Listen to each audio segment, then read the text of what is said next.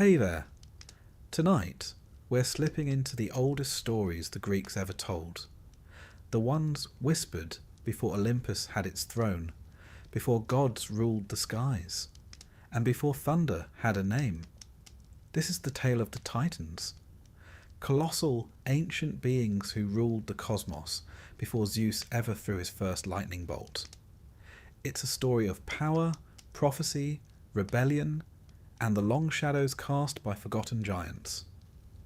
If this kind of storytelling helps you wind down, feel free to like the video and subscribe, but only if it truly helps you rest. And let me know in the comments where you're listening from and what time it is. There's something oddly comforting about falling asleep with ancient chaos rumbling in the background. So, take a deep breath, let the stars fade out, and let's begin with the entire story of the Titans. Before the thunder of Zeus, before the affairs of mortals and gods, before temples rose and sacrifices burned on polished altars, there was only chaos. Not the sort of chaos one finds in a teenager's bedroom or the British Parliament on a bad day. No, this was primordial chaos, the first thing to exist, according to the ancient Greeks. A vast and formless expanse, or rather the very absence of form altogether. Not a swirling, dramatic storm of energy, but an empty, silent chasm. A cosmic shrug. One could hardly point to it and say, "Ah, yes, there's the beginning of everything," and yet that's exactly what it was. The Greeks didn't concern themselves with tidy origin stories. Their myths were like their wine, strong, dark, and prone to making you question reality. So out of this chaos, this yawning void, things simply began to appear. Not with a bang, but more of an eternal unfolding. First came Gaia, Earth herself. She wasn't born into the world. She was the world. Hills, valleys, rivers, forests. All of these would emerge from her form. Gaia wasn't just a mother figure. She was the ultimate matriarch. Fertile, vast, and as we'll come to see, not one to be trifled with. She was life's first foundation, firm beneath our feet, even before there were feet to stand on. Next came Tartarus, the deep abyss. Not hell, not exactly, though later myths would retrofit it as such. Tartarus was more like the basement of reality. Far beneath Gaia's surface, darker than night, it would one day serve as the prison for divine rebels.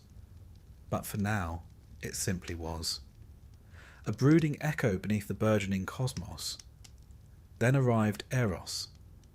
Not the cherubic Valentine with his love arrows, but a far older, more abstract force. This Eros was the glue that bound things together. He was the drive toward creation, the principle of attraction that made Gaia fertile, that gave form to the formless. Without Eros, chaos would have stayed, well, chaotic. With him, the universe took its first breath. From chaos also came Nyx, the night, shrouded in darkness and mystery, older than any god to come. A figure of deep reverence and even fear. It was said that even mighty Zeus would think twice before crossing her. Alongside her emerged Erebus, the darkness of the underworld, not malevolent, simply unlit. Nyx and Erebus together birthed a host of shadowy offspring. Hypnos, sleep. Thanatos, death. Moros, doom. Nemesis, retribution, and others with names fit for Gothic novels. These primordial beings weren't quite deities as we understand them. They weren't the kind to pop down in disguise and seduce a shepherd. They were concepts, forces. Personified, yes, but barely anthropomorphic. They were nature before nature got poetic. Gaia, however, had other plans. She decided it was time for company.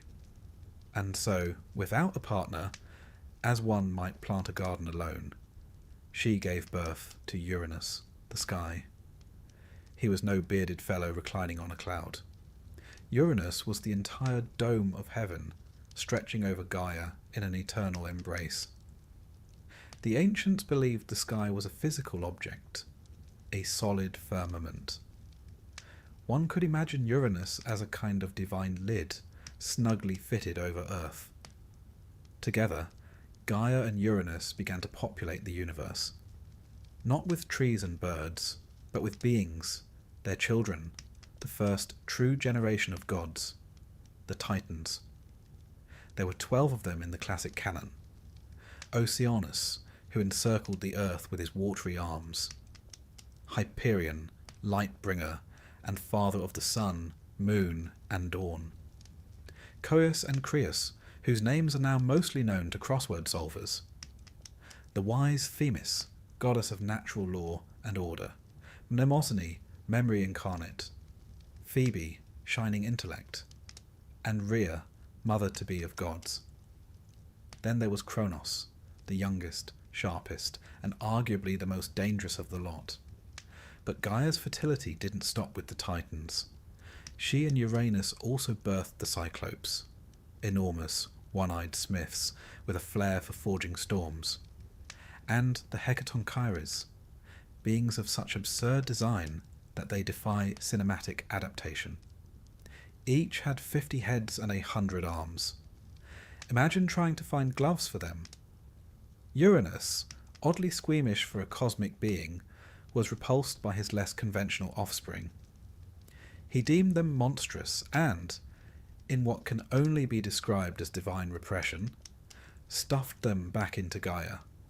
Not metaphorically, physically, into her. One imagines this was less than comfortable. Gaia, for all her patience, was not a passive being. She groaned beneath the strain, quite literally, and eventually decided enough was enough. She forged a great sickle out of flint, one of the few available materials in a universe still under construction. Then, in hushed tones, she called upon her Titan sons to rise against their father. Only one answered her call, Kronos, clever Kronos, ambitious Kronos, the youngest of the Titans, and the most willing to get his hands, or rather his sickle, dirty. Under cover of night, Kronos lay in wait. As Uranus descended to embrace Gaia, Kronos struck. With a swift, merciless motion, he castrated the sky. Yes, this is not metaphor. The Greeks were vivid in their storytelling. No room for subtle symbolism here. From the blood of Uranus, spilled upon Gaia, sprang the Furies, agents of vengeance. Also the giants, those hulking foes of later gods, and the Meliae, nymphs of the ash trees, a strangely gentle addition to the otherwise blood-soaked harvest. Uranus's severed appendage tumbled into the sea. From the churning foam that followed, out emerged Aphrodite, beautiful, radiant, and a goddess who, paradoxically, owed her existence to an act of dismemberment. Greek mythology, it seems, finds no contradiction between beauty and butchery. With Uranus overthrown, Kronos took the throne of the cosmos. The Titans were now in charge, and Kronos married his sister Rhea. Again, divine family trees often twist in on themselves like ivy on a ruined temple. The two presided over what later generations would call the Golden Age, a time before suffering, war, or want. A time without humans, mind you, but a pleasant enough era for the gods. But peace in myth is a fragile thing. Kronos, like his father, grew wary. Uranus had warned him, in his last pained utterance, that one day a child of Kronos would rise to overthrow him, just as he had done. The seed of paranoia was planted, and it bore bitter fruit. So, Kronos devised a preventative strategy. one that lacked both compassion and nutritional value. Each time Rhea bore him a child, he swallowed it whole. One by one, their offspring, Hestia, Demeter, Hera, Hades, and Poseidon, were devoured. Not killed, just tucked away inside their father. Kronos became less a ruler and more a walking nursery. But we'll come to that tale in the next chapter. Before we leave the dawn of the cosmos behind, it's worth considering the underlying meaning of these stories. Myth is not mere entertainment. It's philosophy in sandals. Uranus's overthrow is more than divine patricide. It's the triumph of change over stasis. Gaia's rebellion speaks to the endurance of the earth, the refusal of the feminine to be silenced. Kronos, the god of time, becomes a cautionary tale. Even time itself cannot outrun destiny. These myths also echo across cultures. The Hittites told of Kamabi, who overthrew the sky god Anu by biting off his genitals. Yes, again with the genitals. The Babylonians sang of Marduk's battle with Tiamat, the monstrous matriarch of chaos. In each case, the old order is torn down to make way for the new. It's no coincidence that these tales emerge from early civilizations grappling with power, with the rise and fall of kings, the cycles of rule and rebellion. In myth, we see the blueprint of monarchy, revolution, and even generational trauma, drawn with the bold lines of legend. And so, the stage is set. The Titans now stride across the world, vast and brilliant, embodiments of natural force and cosmic order. Humanity has not yet arrived. Olympus is but a dream. The gods, such as they are, act more like living laws of nature than characters with personalities. But even now, the cycle has begun. Kronos has overthrown his father, and in turn he will be overthrown. Because in every age, in every myth, the same truth waits quietly in the wings. Time devours all. The reign of Kronos was, by all ancient accounts, a rather fine time. If you weren't one of his children, that is. To most, it was the Golden Age, an era when the earth yielded its bounty freely. Seasons were gentle, and mortals, if they existed at all, didn't suffer from taxes, back pain, or unsolicited oracles. There were no wars, no crime, and best of all, no gods sniping at each other from hilltops. It was a time before law was needed, because so the myth claims, no one did wrong. One imagines it was a bit like an eternal Sunday afternoon, without the tea shortage. But under the surface of this peace was an anxiety, not of the world but of its ruler. Kronos, Titan of time, king of all that existed, had a problem. He'd become his father. Now, to Kronos' credit, he had overthrown Uranus for the crimes of cruelty and repression. But as is often the case in myth and monarchy alike, the rebel becomes the tyrant as soon as the crown touches his brow. Kronos had heard a prophecy, not from some mountain-dwelling oracle or mysterious old crone with a tea kettle, but from his own wounded father, Uranus, who, in his post-castration wisdom and bitterness, muttered that one day a child of Kronos would rise up and overthrow him. This, it turns out, is the sort of thing that sticks in one's mind. And so, Kronos decided on what can only be described as a unique parenting technique: swallowing his children. Each time his wife and sister, because in myth those are often the same person, Rhea bore him a child, Kronos opened wide and gulped the baby down whole. No chewing, no remorse, just one big divine gulp, like oysters, only more sentient. First came Hestia, goddess of the hearth and home, then Demeter, the future grain goddess, then Hera, queen-to-be of Olympus, followed by Hades and Poseidon, gods of the underworld and the sea, respectively. One by one, each was swallowed and tucked away inside Kronos' belly.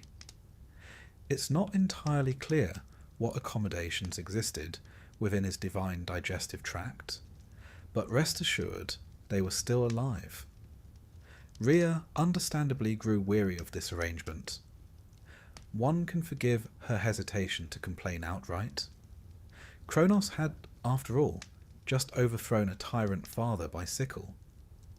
But after the 5th divine devouring, even the most long-suffering Titaness would begin to draw the line. So, when she became pregnant for the 6th time, she sought help. Not from Kronos, obviously, and not from the local Titan HR department, but from Gaia, her own mother. The original Earth Mother, as always, had a plan. When the time came for the child to be born, Rhea travelled in secret to the island of Crete, a land which, in myth, always seems to be the go-to destination for divine child hiding. There, in a cave atop Mount Ida, she gave birth to her final son, Zeus. To deceive Kronos, Rhea swaddled a stone in cloth, a convincingly baby-shaped bundle, and presented it to him as the newborn. Kronos, ever the efficient cannibal, swallowed it whole, no questions asked. Whether this says more about his parenting or his taste in minerals is unclear. Thus Zeus was hidden away, raised in secret in the Cretan cave, some say by nymphs, others by a goat named Amalthea, whose milk nourished him. The story varies depending on which poet you ask, but the essentials remain. The future king of the gods was nursed on wild honey, mountain air, and presumably a sense of destiny. To keep his cries hidden, a band of warriors known as the Curettes danced and clashed their shields, drowning out the infant's wails. It's a rare instance of interpretive dance being used as a military defense system. Meanwhile, back in the divine stomach, Kronos carried on, utterly unaware that his demise was, quite literally, brewing outside of him. Now let us take a brief detour. For while the Titans and their broods battled among themselves, it's worth noting what the Greeks believed about the broader world. The gods weren't remote beings in the sky. They were present, interwoven into the very fabric of nature and time. Trees whispered with dryads. Rivers flowed with naiads. Every breeze, every storm, every flicker of fire had divine presence. Time, as embodied by Kronos, wasn't just a ticking clock. He was time. His rule, therefore, represented not just power, but inevitability. He could not be reasoned with, or escaped. And so the idea that he will be overthrown by his own offspring reflected not merely the cyclical nature of power, but the deeper fear that even time itself must give way. Back on Crete, Zeus grew tall, strong, and, unlike his Titan kin, with a flair for the dramatic. When he reached maturity, he returned to challenge his father, but not with brute force alone. First, he employed cunning. Depending on the version of the myth you prefer, and the Greeks had several, Zeus enlisted the help of Metis, a goddess of wisdom, who gave Kronos an emetic potion. Not quite poetic justice, but close. Kronos, after drinking this divine ipecac, vomited up his children in reverse order. First came the stone, still wrapped in its baby blanket. Then Poseidon, Hades, Hera, Demeter, and finally Hestia, each emerging full-grown and presumably rather displeased about the whole ordeal. Now reunited, the 6 children of Kronos did not go quietly into exile or therapy. No, they declared war. A great, terrible, decade-long war. The Titanomachy would now begin. But that's a tale for the next chapter. For the moment we must pause and consider what this chapter of myth tells us. The swallowing of children, ghastly though it sounds, is an ancient metaphor, one that pops up in multiple cultures. In Mesopotamian myths, older gods are consumed or imprisoned by younger ones. In Vedic tales, gods are born, hidden, and returned in cycles. It all reflects the same truth. The younger generation is both a hope and a threat. Each new child represents the end of their parents' reign. Power, after all, is temporary, and no one knows this better than the gods. In the myth of Kronos, we also find the seeds of time itself being defined. His very name, Kronos, later becomes conflated with Kronos, the personification of time. They were likely originally separate figures, but myth, like rivers, tends to merge its tributaries. Kronos becomes time. And what does time do, if not consume all things? And yet, time also creates. From the belly of Kronos emerged the future gods of Olympus, not dead, but preserved, waiting. Time devoured them, but also made their return inevitable. A rather elegant metaphor for cycles, rebirth, and revolutions, don't you think? One final note on that stone baby. According to later myths, Zeus placed the swaddled rock at Delphi, the sacred centre of the world, as a marker. It became known as the Omphalos, or navel of the world, a sort of cosmic belly button, if you will. Pilgrims would journey to see it, a literal rock wrapped in myth, representing the moment the cosmos began to shift. So ends the brief, uneasy reign of Kronos as supreme ruler. He who tried to escape fate by devouring his children, only to be undone by one he never truly met. One could almost pity him if he weren't such a profoundly unpleasant father figure. Now the stage is set. The Titans on one side, ancient, vast, and rooted in the primal forces of the world, and on the other, the Olympians, younger, bolder, and very much in the mood to cause a bit of chaos. The battle between them will shake the very bones of the earth. Mountains will crumble, seas will boil, and the sky itself will tremble. But that, as always, is a story for another time. For now, we leave our young Zeus triumphant in his first great act, standing at the edge of war, with lightning in his blood and rebellion in his heart. The old order has been challenged. The storm is coming.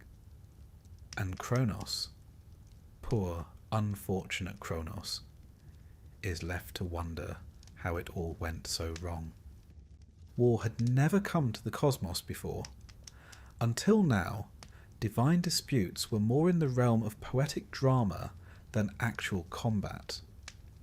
Kronos overthrew Uranus in a single gruesome act, more surgery than skirmish, and the rest of the Titans merely nodded along, perhaps relieved to be free of a father who treated his children like unruly houseplants.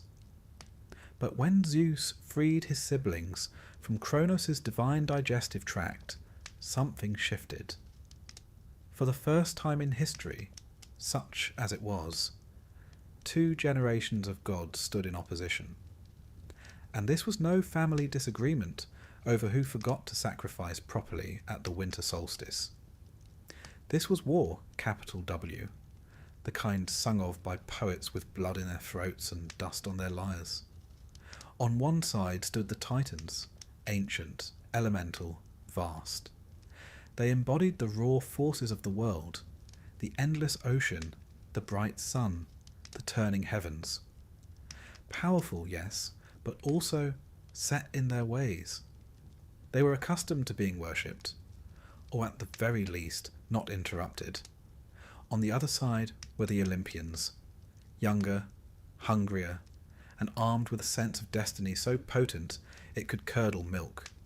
Zeus, Poseidon, and Hades led the charge, bolstered by their sisters, Hera, Demeter, and Hestia, and a growing band of divine allies. These were not primordial abstractions, but gods with personalities, ambitions, and the sort of confidence only found in immortals who'd never paid rent. The war is known as the Titanomachy, a word best pronounced with a stiff drink. It means Battle of the Titans, though that hardly captures the scale. This wasn't merely a squabble over succession, it was a seismic rupture in the fabric of creation. Mountains shattered, rivers reversed, the very heavens quaked. The battleground? Thessaly, according to tradition, though given the scope of the conflict, one imagines it spilled well beyond the map. For 10 years the war raged. Neither side gained a clear advantage. The Titans fought from Mount Ophrys, a gloomy peak befitting their age and gravity. The Olympians meanwhile took Mount Olympus, smaller at the time, but destined to become the celestial penthouse suite. It was a standstill. A divine cold war turned hot. Lightning clashed against stone, earthquakes thundered beneath the sea, and the skies rang with the clash of immortal arms. But the Titans, for all their strength, had a weakness. They lacked innovation. Their power was ancient, but static. The Olympians, however, adapted. They were learning, evolving. And soon they would find the allies they needed to tip the balance. Enter Gaia, again. The primordial matriarch, always watching, always intervening at just the right moment. Perhaps she favoured her grandson Zeus. Perhaps she merely enjoyed a bit of chaos now and then. Regardless, she revealed a crucial truth. The Titans could be defeated, but only if the Olympians enlisted those who had once been betrayed by Kronos, the Hecatonchires and the Cyclopes. You remember them? The 100-handed ones and the single-eyed smiths, exiled by Uranus, imprisoned by Kronos, and now languishing in the depths of Tartarus. Not exactly ideal allies, but desperate wars call for desperate resurrections. Zeus, never one to miss an opportunity, descended into the abyss. He fought his way past the guardian monsters and cracked open the prison doors. The Cyclopes, in gratitude, forged weapons for their liberators. To Zeus they gave the thunderbolt, to Poseidon the trident, and to Hades the helm of darkness, which rendered its wearer invisible and, if legend holds, quite smug. Armed with these new tools, and with 100 arms hurling boulders and trees like javelins, the Olympians turned the tide. Now, imagine the battlefield. The air thick with divine energy. Lightning bolts arcing across the sky like angry comets. Massive rocks soaring through the heavens like bowling balls launched from catapults. Trees uprooted, mountains gouged. And in the centre, Zeus, no longer the hidden babe of Crete, but a storm god incarnate, flinging thunder as though it were a family sport. Kronos, to his credit, fought back with grim determination. He wielded the sickle that had unmade Uranus. The Titans, towering and terrible, rallied around him. Atlas, Hyperion, Iapetus, and the rest. But age was against them, in every sense. This was not their world anymore. In the decisive battle, said to have lasted for days without pause, Zeus unleashed his full fury. The sky cracked open, flames poured from the earth, and at last the Titans began to fall.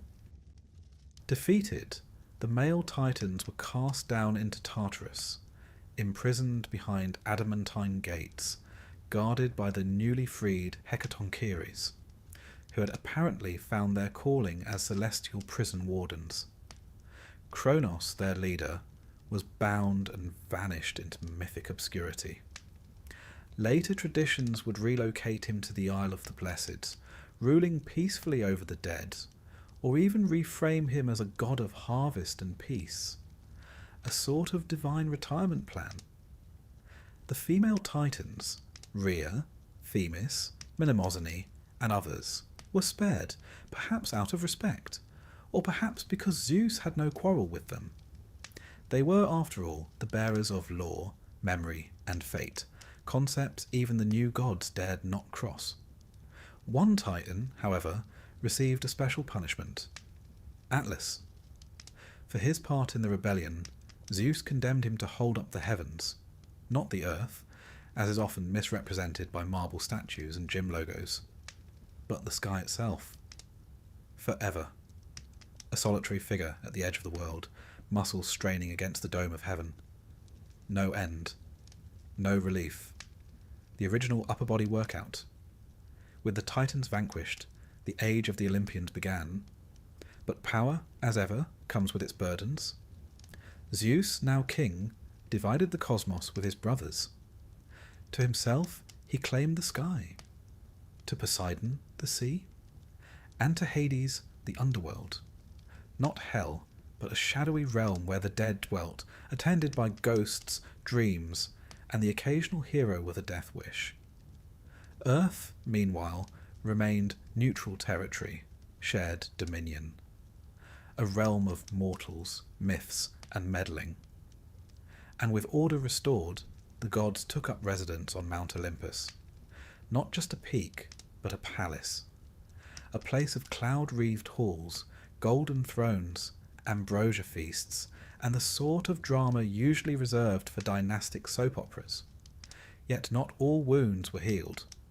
Gaia, once again displeased, perhaps by the harsh punishment of her Titan sons, gave birth to a new challenger, Typhon. But that, as you might guess, is a tale for another chapter. Let us pause then and consider the meaning of this mythic war. The Titanomachy is not merely a tale of violence. It is a symbolic clash between old and new, between the static and the dynamic, between the timeless forces of nature and the personality-driven caprice of gods. The Titans represent order and inevitability, the sun rising, the ocean flowing, the stars spinning. The Olympians, on the other hand, represent change, passion, rebellion, very human traits for immortal beings. In Greek thought, this war is the moment when the universe stopped being abstract and became personal. The Titans were powerful, yes, but they didn't interfere in the affairs of mortals. The Olympians would meddle, punish, reward, and fall in love with alarming regularity. They were, in short, gods made in man's image, and that made them both relatable and terrifying. Historically, the Titanomachy reflects ancient cultural shifts. Some scholars have seen it as an echo of the transition from older pre-Hellenic deities to the Olympian pantheon, a kind of religious rebranding. Others note similarities to Near Eastern myths, where younger gods overthrow primordial beings in messy cosmic coups. But the enduring appeal lies in its drama, the idea that even gods must struggle, that even the mightiest can fall, and that victory often comes not from brute force, but from strategy, unity, and a timely bit of vomit. It is also a reminder of the Greek genius for storytelling. They gave us gods who are flawed, noble, petty, and profound. Gods who fight, laugh, weep, and seduce. And from the rubble of war, they built a cosmos not of abstract principles, but of characters. And so, as the dust settles over Mount Othrys, as Tartarus echoes with the groans of fallen titans, and Olympus shines with the light of a new regime, we find ourselves at the threshold of a new world. But as the gods take their thrones, they inherit more than power. They inherit prophecy, pride, and the seeds of their own undoing. Because if history has taught us anything, and Greek myth is, if nothing else, a very dramatic history, it's that no reign is eternal, not even for the gods.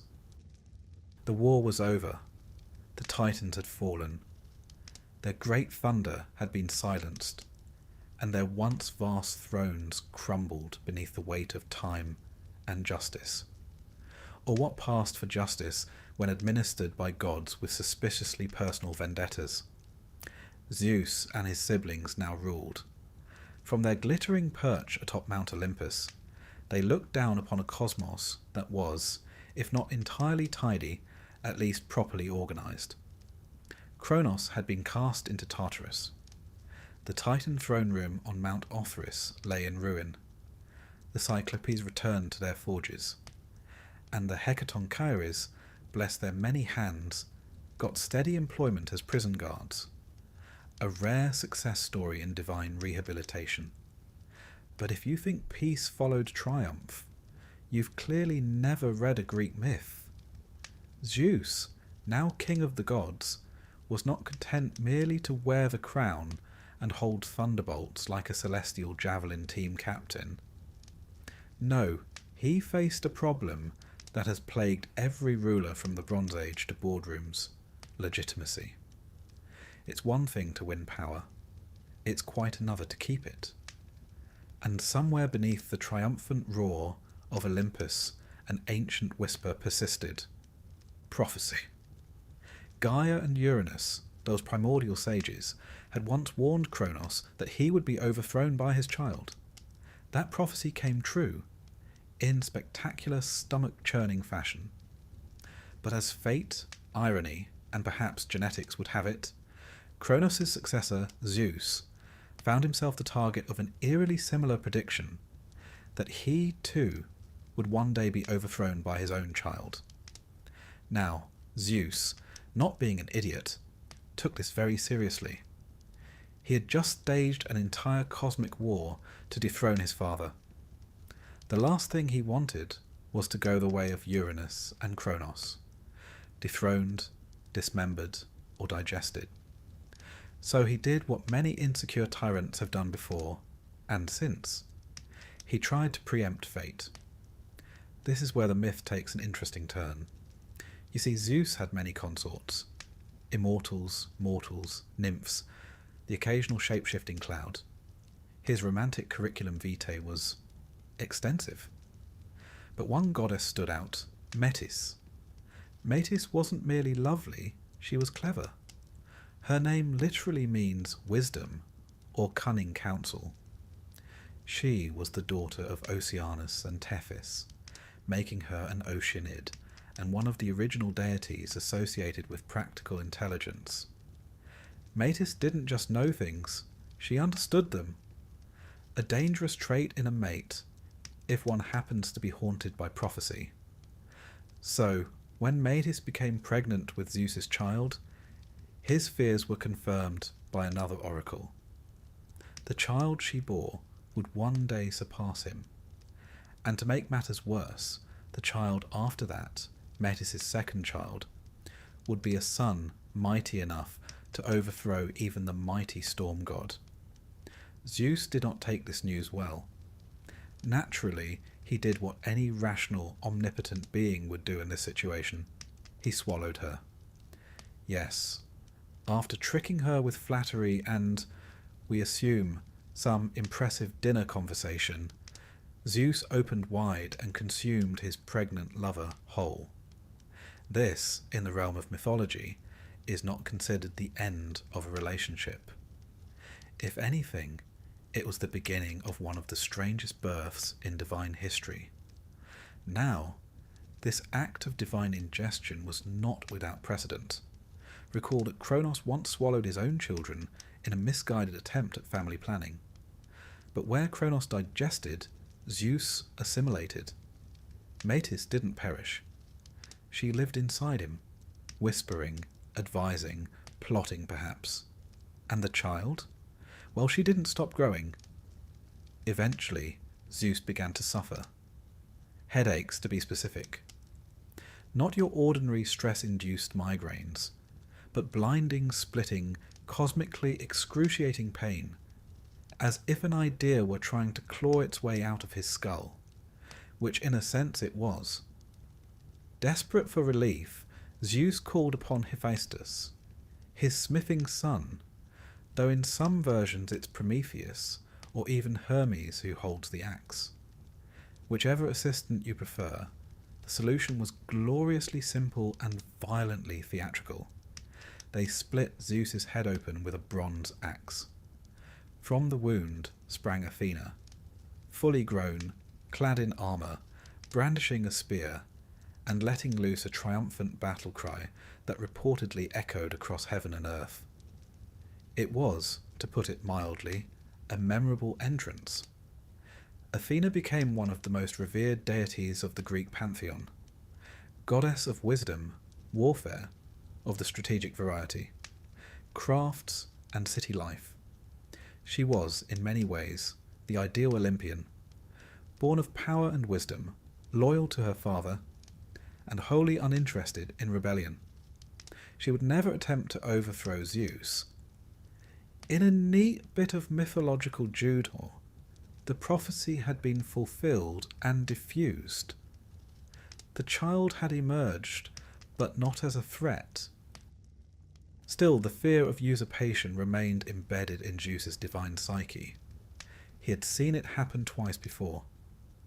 Perhaps that's why he ruled with such flair, a mix of charm and tyranny, benevolence and thunderous wrath. He could be a protector of oaths and the punisher of perjurers, a lover of justice and a champion of questionable seductions. Now, while Zeus fretted about fate and fatherhood, the other Olympians were busy expanding their portfolios. Poseidon ruled the sea, but not without conflict. He jostled with other gods over dominion of coastal cities, Athens most famously, where he lost a divine talent contest to his niece Athena. His gift, a saltwater spring, or a warhorse depending on the version, was outshone by Athena's olive tree. The Athenians, practical folk, chose olives, and Athena got a city. Hades, meanwhile, withdrew to his gloomy kingdom. Despite being cast as the villain in later tales, he was perhaps the most dutiful of the trio.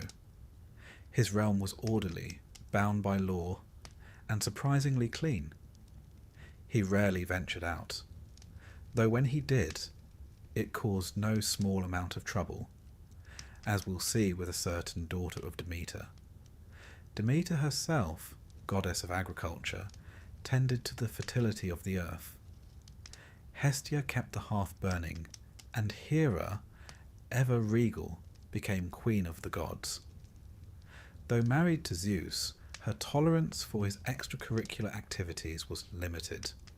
Her jealousies, while infamous, were not without reason. She was the goddess of marriage, after all. It must have stung when her own was a soap opera. And so Olympus flourished in its dramatic, dysfunctional way. But even as the gods built palaces and shaped destinies, the world was not finished shifting. You see, Gaia, again, was not pleased. Her sons, the Titans, were still imprisoned. Tartarus groaned beneath their weight, and Gaia, who had borne Uranus, who had suckled the Titans, who had helped overthrow 2 generations of rulers, now stirred with fresh indignation. She gave birth to a new child, not a Titan, not a god, a monster. His name was Typhon. If the Titanomachy was a war of gods, what followed was something far more primal. Typhon was a being of chaos, born to unmake what Zeus had built. Towering, serpentine, with 100 dragon heads and a voice of many beasts, he was the very embodiment of fear and fury. But that is a tale for the next breath, the next thunderclap. For now, we leave Olympus in its uneasy peace, a mountain crowned with glory, yet haunted by prophecy, betrayal, and the distant rustling of wings. And in this fragile calm, one lesson persists.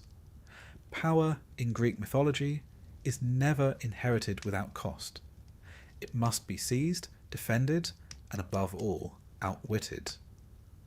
The gods are not static deities on high, but creatures of conflict and complexity. And though the Titans had fallen, their story was not quite done. Because even in defeat, the old powers whisper through the cracks of the world, waiting, as all fallen empires do, for a chance to rise. It begins, as so many grand tales do, with an uneasy peace and a gathering storm. Cronus, king of the Titans, ruler of time and devourer of his own offspring, had done everything in his power to preserve his reign. But fate, that most stubborn of forces, had other plans. And Zeus, the child he had so thoroughly attempted to avoid, was now a grown god, strong, clever, and not at all inclined to thank his father for the years his siblings had spent in the gastric dark. The Titanomachy, a word that really rolls off the tongue once you've practiced, was the great war between the elder gods, the Titans, and the young upstarts, the Olympians. It would span 10 years, shaking the foundations of the cosmos itself, and it would mark the end of one divine age and the beginning of another. Let's set the scene. After Zeus had tricked Cronus into vomiting up his siblings, a gruesome but oddly satisfying family reunion, the 6 children of Cronus and Rhea stood united: Zeus, Poseidon, Hades, Hestia, Demeter, and Hera. Quite the divine ensemble, though at this point they were more scrappy revolutionaries than polished gods.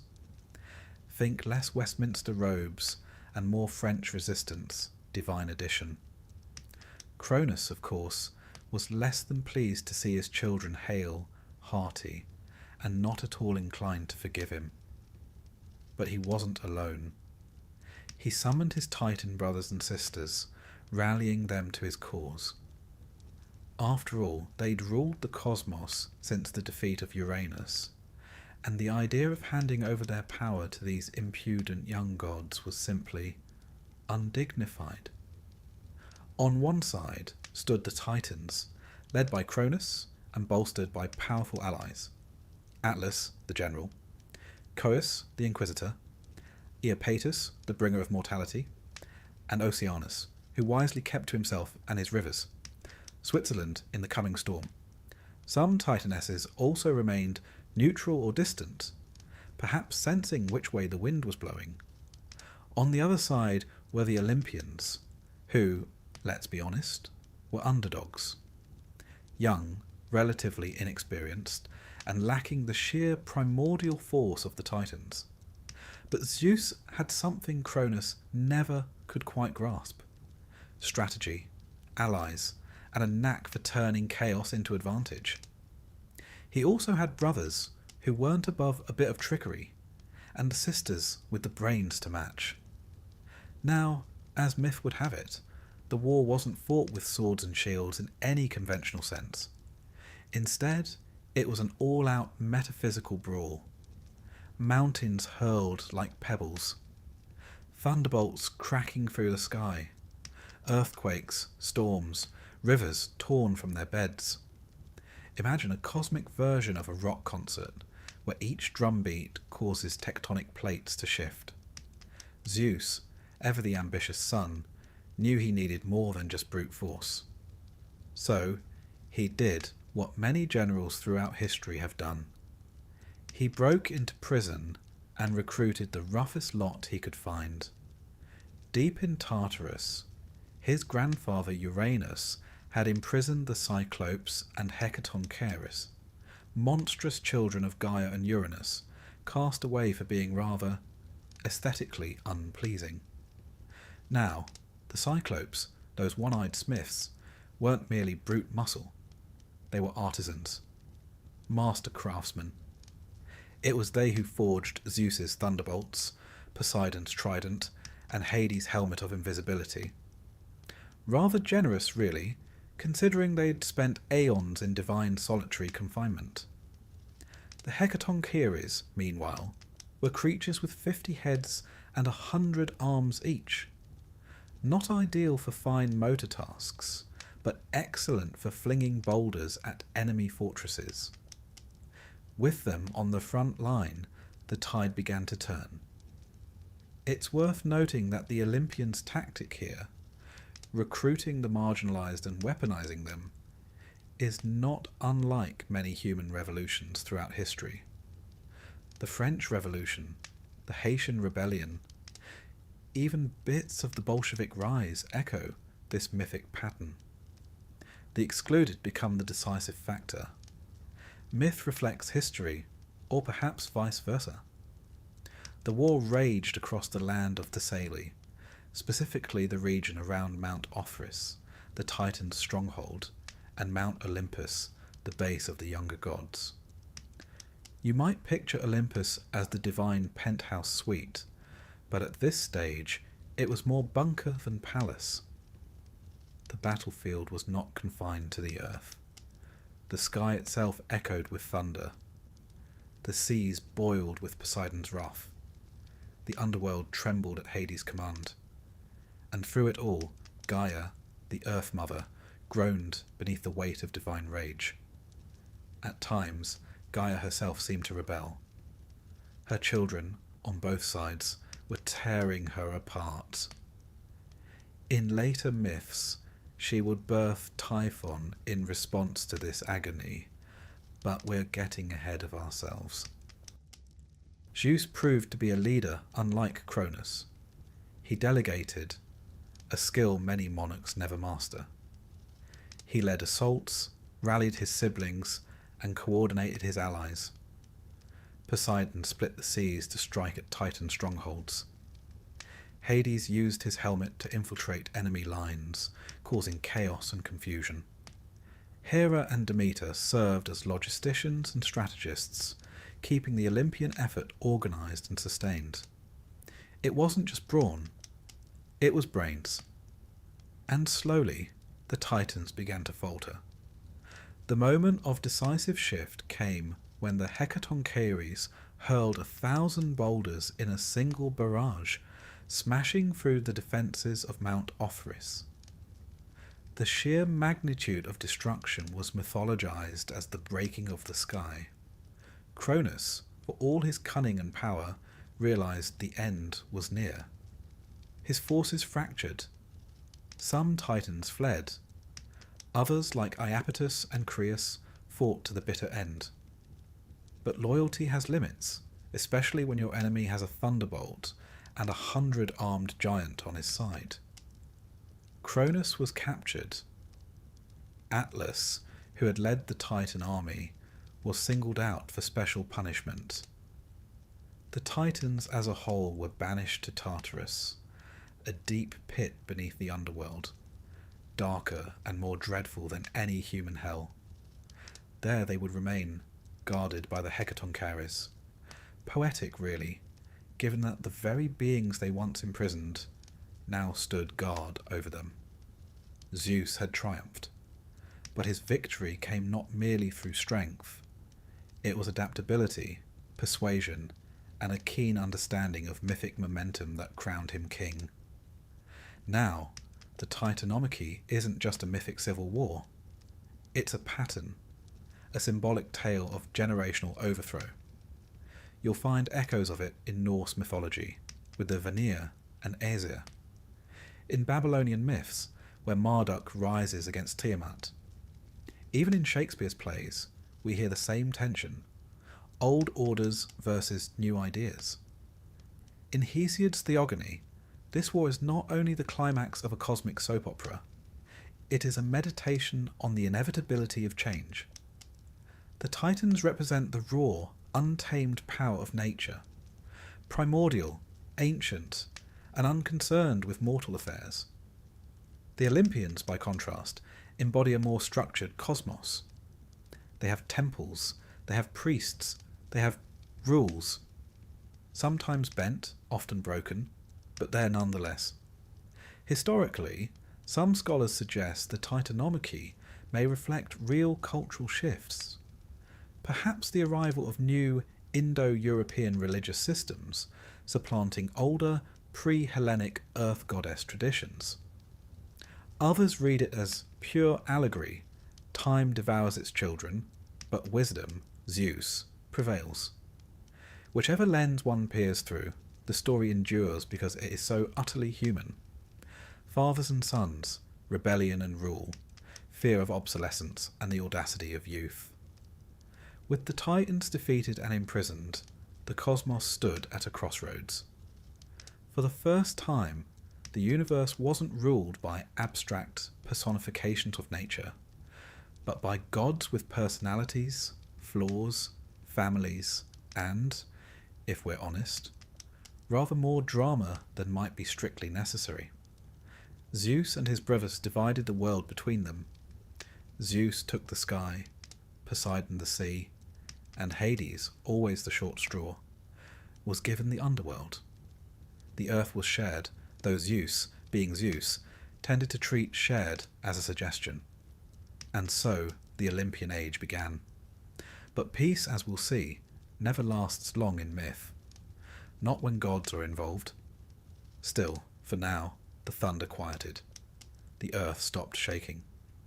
And somewhere in the vast gloom of Tartarus, Cronus brooded in silence, defeated by his own prophecy, and his own son. History, myth, and family dinners, it seems, all share the same lesson. Never underestimate the children. With the Titans hurled into the shadowy depths of Tartarus, their mighty limbs bound in chains, forged by the Cyclopes and the Hecatonchires, watching over them like the world's most enthusiastic prison guards. The Olympians might have been forgiven for expecting a well-earned rest. After all, a 10-year divine war tends to take the spark out of anyone. But this, dear listener, is mythology. And if there's one lesson to take from it, it's that peace is never more than a brief pause before the next calamity. Zeus now ruled from Mount Olympus, a lofty perch indeed, and began to lay the groundwork for the cosmos as we've come to understand it. Ordered, hierarchical, slightly theatrical. With his brothers Poseidon and Hades, he divided the realms. Zeus claimed the sky, Poseidon the sea, and Hades, with the weary acceptance of a younger sibling denied first pick, took the underworld. The earth, that ever-suffering neutral ground, remained shared, though one suspects Zeus took the lion's share when no one was looking. But ruling a world is one thing. Maintaining order among gods, who possess not only egos the size of mountains, but also the capacity to level said mountains with a glance. That's quite another. The Olympians, you see, were a fractious bunch, full of rivalries, grudges, and deeply dramatic love lives. If the Titans had been raw forces of nature, the Olympians were very much soap opera stars with divine powers. Petty, powerful, and often spectacularly self-involved. Still, for a time, Zeus managed to keep things together. The cosmos settled into its new structure. Mortals began to populate the earth in greater numbers, though their place in the divine story was still somewhat peripheral. Pawns, really, in the feuds and flirtation of the gods. These early humans, barely more than upright shadows in Hesiod's vision, looked up to the gods with awe and fear, and occasionally served as collateral damage in divine disagreements. But there was someone who was not content with the new order, someone ancient, rooted deep in the very bones of the world, someone with a rather personal grudge against both Titans and Olympians alike. Her name was Gaia. Gaia, the earth herself, mother of the Titans, grandmother of the Olympians, and the one who had once urged Cronus to rebel against Uranus, found herself watching the same cycle play out again. And this time, she was not impressed. Cronus had become just as tyrannical as Uranus. Zeus had overthrown him in much the same way, and now Zeus, for all his charm and thunderbolts, was following the same path, becoming the very thing he had fought to replace. One could almost hear her sigh through the rustling leaves. So Gaia, ever fertile in both body and vengeance, decided the new gods needed a reminder that even the mighty must bow before the truly ancient. And so she gave birth, again, not to a brood of gods or nymphs or pleasant earth spirits, but to a monster. Not just any monster, mind you. This was Typhon. If the Titans were the mountains of the world, Typhon was the volcanic eruption, the earthquake, the hurricane. He was said to be taller than the tallest peak, with 100 serpentine heads that hissed and screamed in every known language, and a few best left untranslated. His eyes shot flames, his voice could shatter mountains, and from his waist down he was a mass of coiling vipers. In other words, he was not someone you'd invite to dinner, unless the meal involved panic and the collapse of civilization. Now, Typhon wasn't alone. Alongside him was Echidna, his mate, half woman, half snake, and together they would spawn some of the most terrifying creatures in Greek mythology. Cerberus, the three-headed hound, the Chimera with her lion-goat-serpent triad, the multi-headed Hydra of Lerna, and the cunning Sphinx. This delightful family portrait of monstrosities would terrorize mortals and heroes for generations to come. One might say they were the mythological version of the in-laws no one wanted. But before any of those nightmares arrived, Typhon himself marched straight toward Olympus, leaving scorched earth and terrified gods in his wake. The Olympians, for all their power, had never seen anything like him. Some fled. Others stood their ground briefly before realizing that thunderbolts were doing very little to a creature who could shrug off mountains. According to some versions, the gods actually transformed themselves into animals and ran for Egypt, giving rise perhaps to some of the animal-headed deities in Egyptian myth. Nothing like a bit of cross-cultural borrowing under divine duress. Zeus, however, was not so easily cowed. Or so he claimed later, conveniently glossing over the bit where he too may have briefly transformed into a ram. In the climactic clash, Zeus took to the skies with thunder and storm at his back. Typhon met him with fire and wind and 100 angry voices. The battle raged across the world. Mountains were ripped from their roots, rivers boiled away, and the sky itself cracked with the fury of their struggle. It was chaos not seen since the earliest days of creation, and for a moment it looked as though the new order might fall before it had truly begun. But at first things did not go well for the king of the gods. Typhon, in a feat of mythic audacity, managed to seize Zeus and tear out his sinews, yes, the literal strings that made Zeus function, and hide them away in a cave. Without his strength, Zeus was powerless. It was only thanks to the cunning of Hermes, who retrieved the sinews in a daring heist more worthy of a Bond film than a Bronze Age hymn, that Zeus was restored. And then came the reckoning. With renewed strength and fury, Zeus unleashed the full force of the heavens upon Typhon. He struck him down with lightning upon lightning until the beast crashed into the earth. And where did he fall? Beneath Mount Etna in Sicily, a volcano that, to this day, occasionally belches smoke and flame. According to the Greeks, that's Typhon stirring restlessly in his prison, every eruption a reminder that chaos can never be fully extinguished, merely buried. With Typhon defeated, Gaia's rebellion was quashed, and the Olympian order was once again restored. But it hadn't been without a cost. The gods had learned a lesson, if only briefly, that power, no matter how supreme, must be earned and defended, that the world itself, Gaia, could not be taken for granted, and that the old forces, those born before law and language and lightning, would always be there, in the shadows, waiting. It is tempting to see Typhon as merely a monster, the big bad. But like many figures in Greek mythology, he is more than he appears. He represents chaos, yes, but also resistance. He is the voice of the earth itself, roaring back at its rulers. He is the fear that no matter how much you build, it can all come undone. That beneath civilization the wild always waits.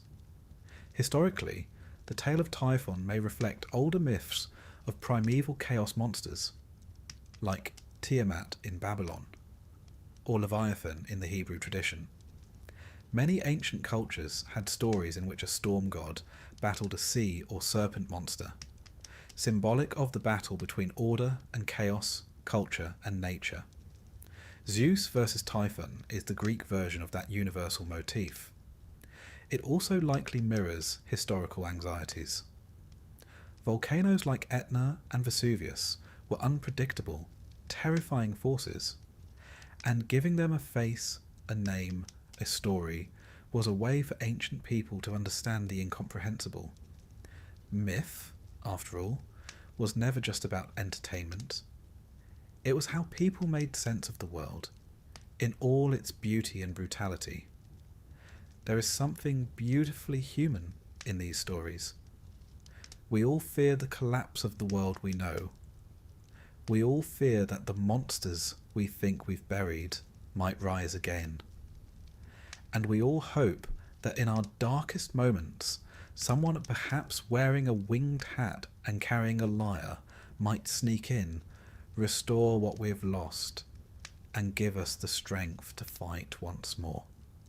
With Typhon defeated and the Olympians reigning unchallenged, the world entered what might be called a golden age.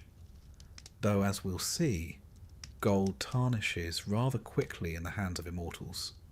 For now, however, Zeus ruled unopposed. His brothers kept their realms. The earth was relatively calm. The gods, ever capricious, turned their attention to the affairs of mortals. And deep beneath the surface, in caves and craters and coiled roots, the remnants of the old world waited, silent, but never entirely gone. Because in myth, as in life, nothing stays buried forever. With Typhon imprisoned beneath Mount Etna and the Olympians perched triumphantly on their celestial thrones, one might think the cosmos had finally found its rhythm, a sort of divine jazz ensemble, if you will, with Zeus conducting from the heavens, Poseidon thundering below the waves, and Hades humming ominously in the underworld. Peace, however, is not the natural state of the gods. It is merely a pause between scandals. In this post-Typhon era, the world entered what Greek poets like to call the Golden Age, a time when mortals lived free of toil, pain, or taxes, which is probably why it's considered mythical. Food grew without planting. The weather was eternally pleasant, and the gods, for the most part, kept to their divine affairs. But, as we should have come to expect by now, the seeds of future disaster were already germinating, and this time those seeds bore the name Prometheus. Ah yes, Prometheus, the clever titan, the firebringer, the eternal meddler in divine affairs. While his brethren had been hurled into Tartarus or otherwise defeated, Prometheus had played his hand with remarkable shrewdness during the Titanomachy. he had sided with Zeus. Well, technically, he'd sided with whomever he thought would win, which turned out to be Zeus. And for a while, that earned him a seat at Olympus's proverbial table. Prometheus, whose name fittingly means forethought, was not your typical Titan. Where others were brute strength or natural force, Prometheus was intellect, fire, invention, craft, cunning. If the Olympians were showmen, Prometheus was the backstage crew, making sure the lights didn't fall from the rafters. Now, according to Hesiod and other ancient sources, Prometheus grew fond of mortals, perhaps too fond. In some tellings, he even created them, fashioning humans out of clay and Athena breathing life into them. Whether sculptor or saviour, Prometheus saw humanity as a project worth investing in. A bold choice, considering what we've become. But Zeus had a different vision. To him, humans were pawns, amusing at best, expendable at worst. He was determined to keep them dependent, obedient, and above all, ignorant of divine secrets. Chief among these was fire, that crackling, golden essence of civilization. Fire meant cooking, forging, building. In other words, progress. And progress, Zeus feared, might one day lead to disobedience. So, naturally, Prometheus stole it. Not subtly, mind you. He snuck into Olympus, lit a fennel stalk from the sacred flame, and carried it down to humankind like a rebellious torchbearer at the most subversive Olympic ceremony in history. With that single act, humanity leapt from ignorance into innovation. Fires lit the night, metal took shape under hammers, and roasted meat replaced the eternal chewing of raw roots. Civilization, in short, began to flicker to life. And Zeus? Zeus was livid. He could forgive many things, rebellion, arrogance, even the occasional indiscretion with a mortal, but not defiance. Not when it made him look foolish, so he devised a punishment both eternal and excruciating. Prometheus was chained to a rock, some say in the Caucasus, others on a desolate peak where even goats feared to tread. And each day an eagle, sacred to Zeus, would descend and peck out his liver. And each night the liver would regrow, and the torment begin anew. Now, to ancient Greeks, the liver was the seat of emotion and vitality, not the heart, as we might think today. So this wasn't just physical torment. It was the unravelling of his very essence, renewed daily. A bit excessive, perhaps. But then again, moderation was never Zeus's strong suit. Yet Prometheus wasn't the only one to suffer for his philanthropy. Humanity, freshly warmed and empowered, also found itself the target of divine retribution. Zeus, with all the theatrical flair of a deity scorned, commissioned a punishment with his usual flair for poetic irony. He created woman. Enter Pandora. Now, before we all leap to modern outrage, it's worth noting that the Greeks, particularly Hesiod, had a very mixed view of Pandora. She was beautiful, beguiling, and crafted by the hands of all the gods, hence her name, all gifted. She was given charm by Aphrodite, music by Apollo, curiosity by Hermes, and patience. Well, not so much. She arrived bearing a jar, not a box, despite what centuries of mistranslation have led us to believe. A great sealed jar, brimming with evils yet unseen by mankind. Pain, famine, jealousy, disease, taxes, a gain, and all the subtle miseries of human life. And, of course, curiosity, that irrepressible itch to know what should remain unknown. Predictably, Pandora opened it. Out flew suffering in all its forms, scattering across the earth like spilled ink over a blank scroll. By the time she slammed the lid shut, only one thing remained inside: hope. A strange thing, really, to trap hope among the evils. Was it a comfort left behind, or the cruelest illusion of all? The Greeks weren't entirely sure, and perhaps that ambiguity was the point. Thus, humanity, now armed with fire, but cursed with mortality and misery, began its long and winding march through history. Prometheus, watching from his rocky perch, must have wondered if it had all been worth it. The gods, meanwhile, resumed their celestial antics. Still, Prometheus's story didn't end in chains. In time, a new hero would rise, Heracles, and it would be he who, passing through the mountains during one of his 12 labours, spotted the bound Titan, and, moved by something resembling pity, slew the eagle and shattered his bonds. Zeus, by then more mellow, or distracted, allowed it. Perhaps he even admired the audacity of a mortal defying him, though he'd never say so aloud. Prometheus's tale is often read as a mythological blueprint for the human condition: intelligence versus authority, progress versus punishment, and the eternal price of defiance. The fire he stole represents not just literal flame, but metaphorical enlightenment, science, art, reason, imagination. He is the first rebel, the first scientist, the first martyr for the cause of humanity. And perhaps the Greeks saw in Prometheus something of themselves, a people whose philosophers questioned the heavens, whose engineers bent nature to their will, and whose playwrights dared to probe the flaws of gods. In Prometheus, they found a figure both heroic and tragic, a reminder that progress always comes at a cost, and that defiance, though noble, rarely goes unpunished. Historically, some scholars have argued that Prometheus may be older than even the Olympians themselves. Elements of his tale echo Mesopotamian and Indo-European myths: the fire thief, the culture bringer, the god who aids mortals against the will of his peers.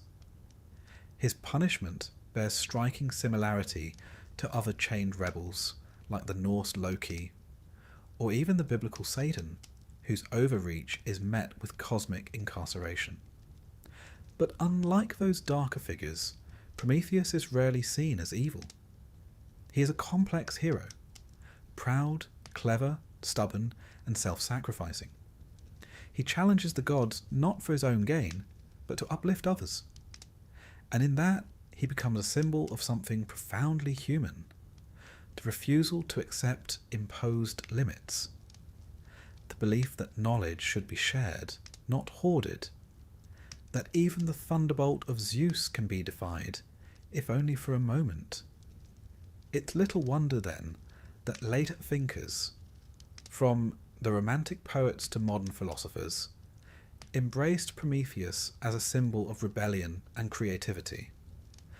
Percy Shelley cast him as a noble sufferer, while Karl Marx saw in him the prototype of the revolutionary. Even Mary Shelley, when penning her tale of scientific hubris, titled it Frankenstein, or The Modern Prometheus, a nod to the enduring tension between creator, creation, and consequence.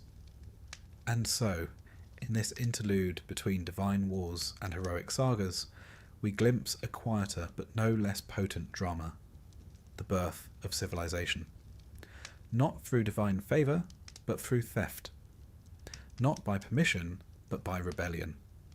And the understanding that with every leap forwards comes a lash of the whip behind.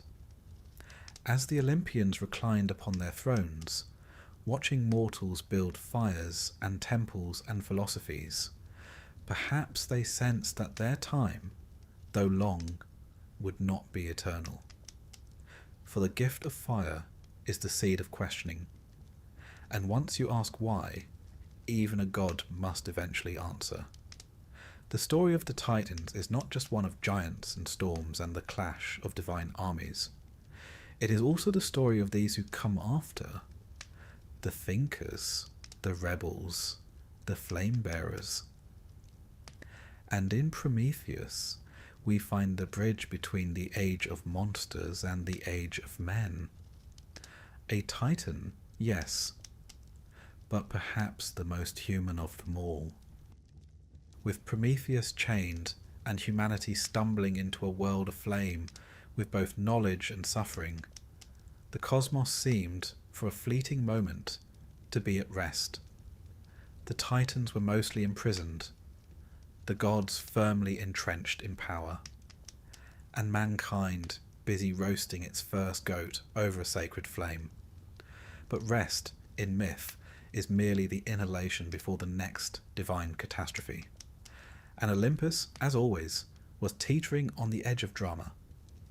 Let us now pivot from the divine rebellion of Titans to the creeping instability that would later plague the reign of the Olympians themselves. The Titans may have been overthrown, but their legacy, like a good curse, was not so easily dismissed. Their children, those liminal beings born of the old order but destined to live under the new, found themselves in a particularly awkward position. Neither wholly defeated nor entirely embraced, they haunted the edges of myth like shadows at a feast. Take, for example, the Hecatoncheires. These were the 100-handed, 50-headed siblings of the Titans, Briareus, Cottus, and Gyges, monstrous by modern standards, though to the ancient Greeks they were simply robust. Imprisoned in Tartarus by Uranus, and later freed by Zeus to help win the Titanomachy, they were handsomely rewarded by being sent straight back into the shadows, assigned to guard the gates of Tartarus. Imagine winning a war and being rewarded with eternal security duty at the universe's most miserable prison. One does wonder if they ever considered a union. Then there were the Cyclopes, thunderbolt forgers, one-eyed craftsmen of divine artillery. Also liberated during the Great War, they gifted Zeus his famous lightning, Poseidon his trident, and Hades his invisibility helm. A helmet that, funnily enough, saw very little use after the war. It seems Hades preferred brooding in full view. The Cyclopes, for their trouble, were also sent back to the forge, pounding away in volcanic caverns like Hephaestus on espresso. Their fate? To be footnotes in the story they helped win. But the true undercurrent of tension came not from the sidelines, but from the next generation, the children of Zeus and his siblings. Now, the Olympians had only just claimed their thrones. One might think they'd hold off on producing a new crop of divine drama. But no. Zeus, as prolific as he was powerful, began populating the cosmos with alarming speed. One assumes he kept a celestial diary just to track his conquests, mortal and immortal alike. From his many unions came a constellation of powerful figures. Athena, sprung fully formed from his forehead after he swallowed her pregnant mother, Metis, because nothing says parenting like cranial birth. Apollo and Artemis, twin children of Leto, were born after a harrowing pursuit in which their mother was denied rest by a jealous Hera. And then there was Dionysus, born of a mortal woman, torn from her ashes and sewn into Zeus's thigh, a rather creative alternative to childcare leave. Each of these offspring bore immense power, and with that power came something the Olympians dreaded above all: unpredictability. Athena, wise and warlike, challenged male authority without ever marrying. Apollo, radiant god of music and plague, brought both beauty and terror. Dionysus, with his wine and ecstasy, blurred every line imaginable: gender, sanity, mortality. These were not minor deities. They were forces of nature with bloodlines that tied back to both Olympus and the Titans. And let us not forget Hecate, a fascinating figure often passed over in popular retellings. A Titaness by birth, yet honoured by Zeus, she was granted dominion over magic, crossroads and ghosts. She moved through the world like smoke, appearing at night with her torches, straddling the boundary between old and new. Some say she remained loyal to neither side, and perhaps that's why she endured. She played the long game, but all this divine breeding had consequences. You see, when gods mingle with mortals, their children tend to be problematic.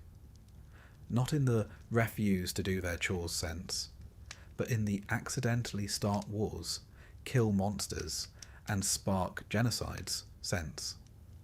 The age of heroes was beginning to shimmer faintly on the horizon, and with it the last flicker of Titan influence. For the world was beginning to shift again, away from the gods and towards something else entirely. Fate. The Greeks believed in a cosmology where power ebbed and flowed like tide. No one held absolute authority forever. Not Uranus, not Kronos, and not Zeus. And what lingered behind every myth, like a looming shadow at the feast, was the whisper that Zeus, too, would fall. Prophecies abounded. Just as Kronos had overthrown Uranus, and Zeus had overthrown Kronos, so too would Zeus be overthrown by his own son. A divine game of patricidal dominoes. Naturally, Zeus grew paranoid. He swallowed Metis, the goddess of cunning, to prevent her from bearing a son. He punished dissenters with lightning. He tightened his grip, which, historically speaking, is the first sign of impending collapse. Yet the collapse didn't come. At least, not all at once. Instead, we began to see the cracks in the Olympian regime, not through war, but through mythological contradictions. Mortals began to question. Philosophers rose. The gods, once terrifying and remote, became flawed, comic, even ridiculous. Dionysus, for instance, challenged Apollo in Delphi. Mortals questioned the will of the oracle. Heroes like Heracles, born of both divine and mortal blood, committed acts of both supreme valour and terrifying violence. They did not obey the gods, they negotiated with them, sometimes even tricked them. Heracles, remember, was the one who freed Prometheus, an act that subtly undermined Zeus's authority without triggering full-blown rebellion. In Heracles, we see something new, a figure who stands between the age of Titans and the rise of men. He is not a Titan, nor a god in the traditional sense, but something in between, a bridge. And he is not alone. Perseus, Bellerophon, Theseus. They all emerge in this liminal space, echoing the chaotic energy of the old world, but redirecting it toward mortal ends. And it is here that myth and history begin to blur. The Greeks, as their civilization matured, began to mythologize their own past. Cities claimed descent from gods. Families traced lineages to heroes. The Titans, once vast cosmic entities, became symbols, metaphors for disorder, for chaos, for the ancient powers that had to be tamed before the polis, the city-state, could rise. And the gods themselves were domesticated. They gained temples, rituals, and priests. They were still powerful, yes, but bound by decorum, by narrative, by the very mortals who once trembled before them. This, perhaps, is the final insult to the Titans. Not their defeat, but their absorption. Kronos was not only imprisoned, he was reimagined. In some Hellenistic sects, he became a god of peace, even of agriculture. The devourer became the father of time, Kronos, a different spelling, but similar enough to fuse over the centuries. And Gaia, once a primordial mother, was reduced to little more than symbolic soil beneath our feet. Even the war, the mighty Titanomachy, became a cautionary tale, retold by poets to remind listeners of the price of rebellion, and by politicians to justify their own divine authority. Myth, you see, is never static. It evolves, it adapts, it serves whoever speaks it loudest. And yet, the Titans endure. Not on Olympus, nor in statues, nor in temples, but deeper, in the subconscious, in the primal forces that still quake beneath our feet and churn within our oceans, in the fury of a storm that no god can command, in the impulse to rebel, to question, to light a fire even when the world demands obedience. They are not gone. Not really. You cannot banish what you are made of. For we are all, in some distant sense, children of the Titans, born of chaos, tempered by fire, reaching forever upward toward the divine, not to serve it, but to understand it, even to challenge it.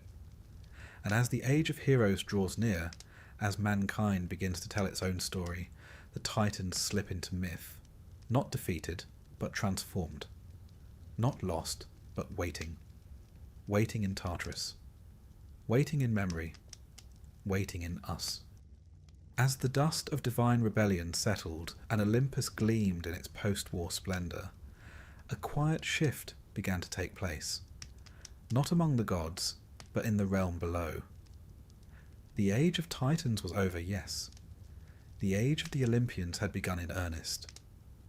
But now the torch was passing, not upwards, as it had from Gaia to Uranus, from Uranus to Kronos, from Kronos to Zeus, but downwards to the strange, fallible, fascinating creatures known as mortals. Welcome, then, to the heroic age, the age in which Titan blood still flickered in veins, Olympian caprice ruled from above, and humankind found itself cast into the starring role of the cosmic drama. It was a time of monsters and riddles, of hubris and honour, and of very large men attempting very impossible things. It's worth noting that the Greeks didn't view the heroic age as metaphor. To them, it was a golden era sandwiched neatly between myth and memory. It preceded the fog of history, but followed the chaotic primeval stew of the gods. These weren't mere bedtime stories. These were origin tales, political, familial, even moral, and the heroes within them were closer to living fossils than to fictional characters. And the first great hero, in many ways the archetype of them all, was Heracles, or Hercules, if you prefer your heroes Roman and slightly more muscular.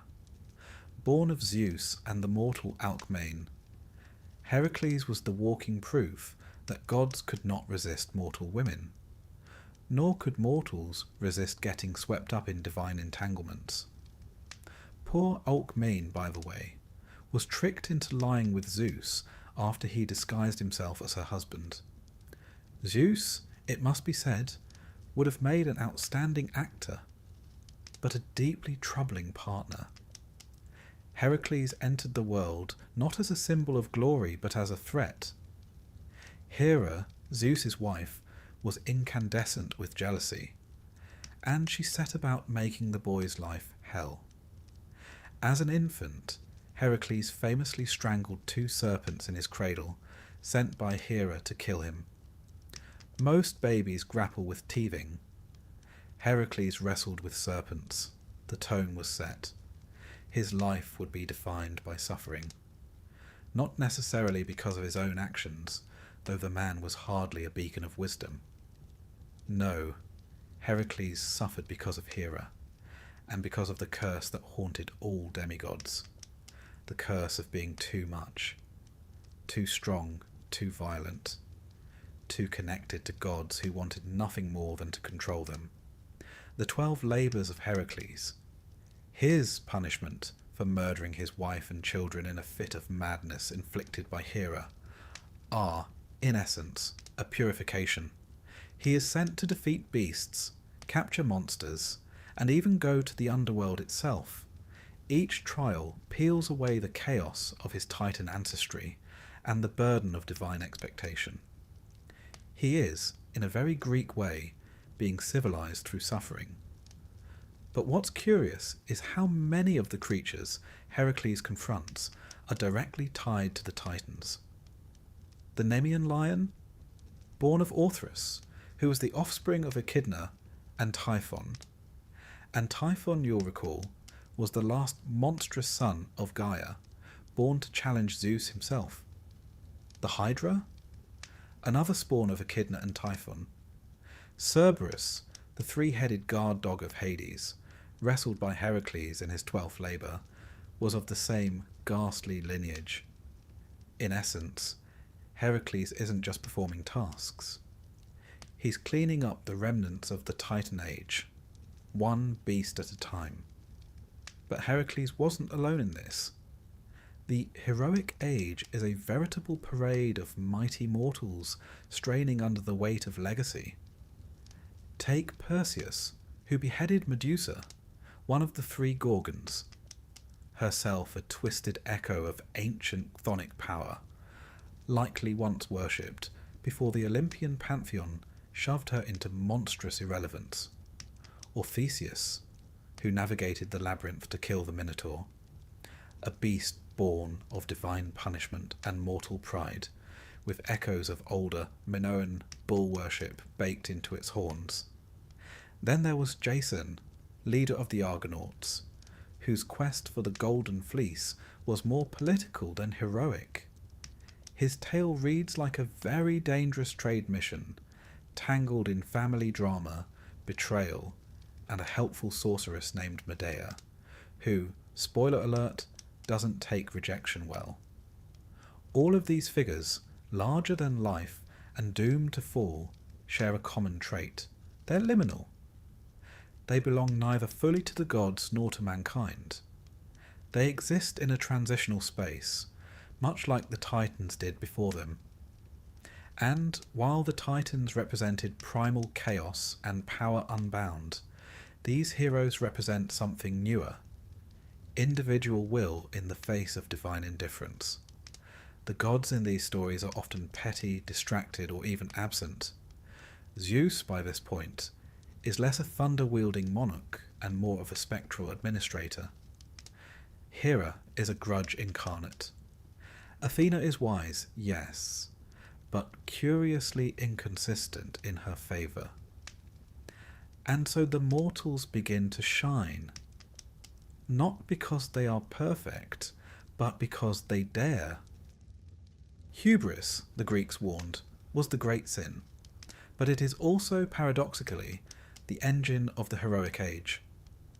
To be a hero is to reach beyond your station, to say, I will slay this beast, or I will build this city, or I will sail past the edge of the world. It is to challenge limits. And in every one of these myths, that challenge is tied, consciously or not, to the defeat of the Titan spirit. And yet, the Titans aren't gone. Not really. They echo in the backdrops, in the monsters, in the forgotten gods and the strange lands the heroes visit. Tartarus is still there, beneath everything, a dark counterpoint to Olympus. Atlas still holds up the sky, punished not merely for his rebellion, but for his very endurance.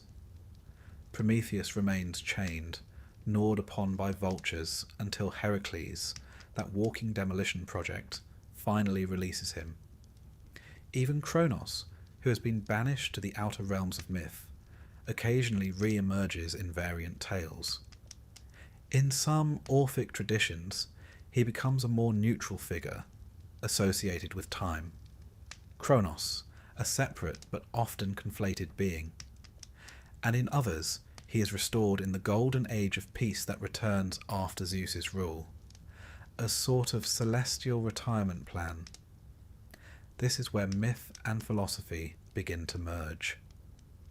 As the centuries pass and Greece moves into the classical age, thinkers like Hesiod, Plato, and later the Stoics begin reinterpreting the myths not as literal truths, but as allegories. the Titans become psychological forces. Kronos becomes time. Gaia becomes nature. Prometheus becomes the mind, clever, tragic, and rebellious. The heroic age, then, is a mirror held up to the human soul. A time in which mortal figures struggle not against monsters alone, but against destiny, family, and the gods themselves. It is the final echo of the Titanomachy, not in heaven, but on earth. And it is ending. For as the myths evolve, they lose their immediate power. The age of oracles gives way to the age of philosophers. The hero, once a demigod, becomes a king, then a politician, then merely a man with ambition. The divine loses its teeth. The world is slowly becoming recognizable. Not entirely, of course. There's still magic, still gods meddling in the affairs of men. But the wildness is fading. And that, in some ways, is the final tragedy of the Titans. They were not just beings. They were forces of rupture. Necessary, terrifying, sublime. Their war with the Olympians was not merely a struggle for power. It was the cosmos straining to contain contradiction, chaos and order, nature and reason, instinct and law. The heroes, knowingly or not, carried that contradiction forward. They tried to tame it, to conquer it, to live with it. Some succeeded. Most did not. But all of them, Heracles, Perseus, Theseus, Jason, and the rest, lived in the shadow of something much older, much wilder, and far less forgiving. And now that age is closing. The last of the great heroes will vanish into legend. The gods will become poetic symbols. The Titans, already forgotten by most, will be relegated to esoteric footnotes and ancient hymns. But before we bid them farewell, we must understand. Their story is not merely one of defeat. It is one of transformation, of how raw power becomes memory, of how myth becomes metaphor, and how, even buried in Tartarus, the Titans still shape the world above. Even now, when we speak of rebellion, of endurance, of reaching beyond what we are told is possible, we are speaking the language of Titans. And so we come to the end, or rather, to the beginning of the end. For when telling the tale of the Titans, it's never quite clear where the final page should fall. They began before time as we know it, roared through the cosmos like fire in dry grass, and ended, as all empires must, buried under the weight of their own grandeur, and Zeus's lightning bolts. But endings, especially in mythology, are rarely full stops. They're ellipses, pauses in the storm, quiet breathings before the next surge. And though the Titans were defeated, exiled, and in some cases outright erased from memory, they have never quite left us. Not entirely, they endure, in symbols, in stories, and sometimes, quite sneakily, in ourselves. The Greeks, of course, were never content to leave even their ancient myths untouched. Over time, the stories of the Titans were retold, repurposed, and reinterpreted. By the Hellenistic period, they had become more than rebellious deities. They were metaphors for vast, impersonal forces. Cronus, once a devouring patriarch, became time itself, unyielding, cyclical, indifferent.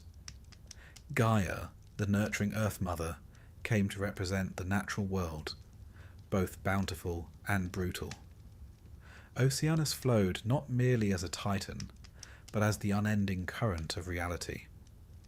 In this metamorphosis, the Titans shifted from the realm of religion into that of philosophy. Thinkers like Plato and later the Stoics began plumbing the myths for allegory. The Titanomachy was no longer a simple clash of gods, but a psychological or moral struggle. Reason versus chaos. Civilization versus impulse. Logos against eros. Rather sophisticated, really, for a tale that started with a god castrating his father with a sickle made by his mum. And what of Prometheus, that most defiant of titans refused to be forgotten? He became, over the centuries, a patron saint of rebels, thinkers, and fools who dared too much. To the Romantics, he was the ultimate symbol of enlightenment, punished not for evil, but for giving knowledge to mankind.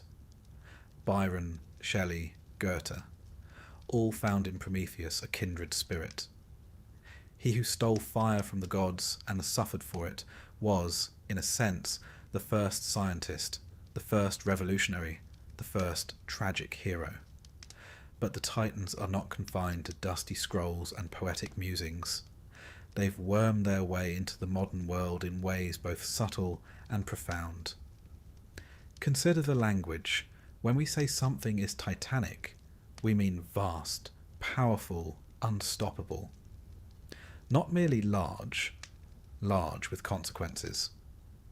The name Titan has been affixed to ships, rockets, sports teams, and even Silicon Valley tech platforms, all proclaiming their ambition to reshape the world. Though one suspects Cronus might be slightly amused at a cloud computing service named after him. There's something inherently seductive about the Titans. They represent the raw, untamed potential that exists before order arrives. They are older than law, older than justice, older even than morality as we frame it. They are elemental. Earth, sky, ocean, time, flame. Their quarrels were not political. They were cosmic. And in a world increasingly structured and bureaucratic, the idea of something ancient and wild, unchained and ferocious, still pulls at the corners of the imagination. This is why they keep returning. In literature, in film, in art. The Titans are everywhere, if you know where to look.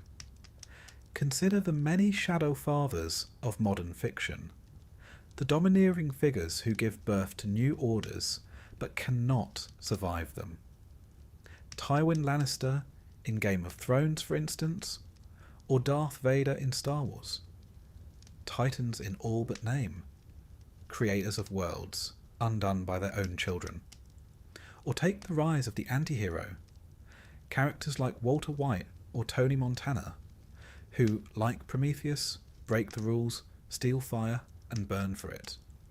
We don't always root for them, but we watch, spellbound, as they try to bend the world into their image, just as the Titans once did.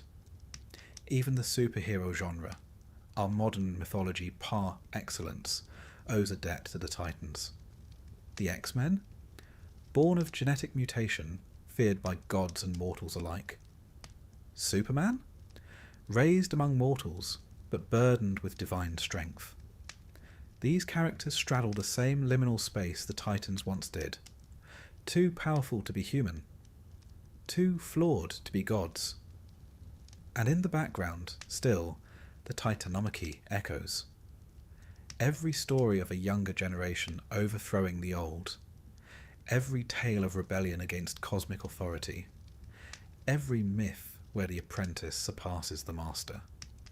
It's all the same ancient rhythm, replayed with modern instruments. The Greeks understood this cyclical nature of power better than most. Their myths are laced with repetition.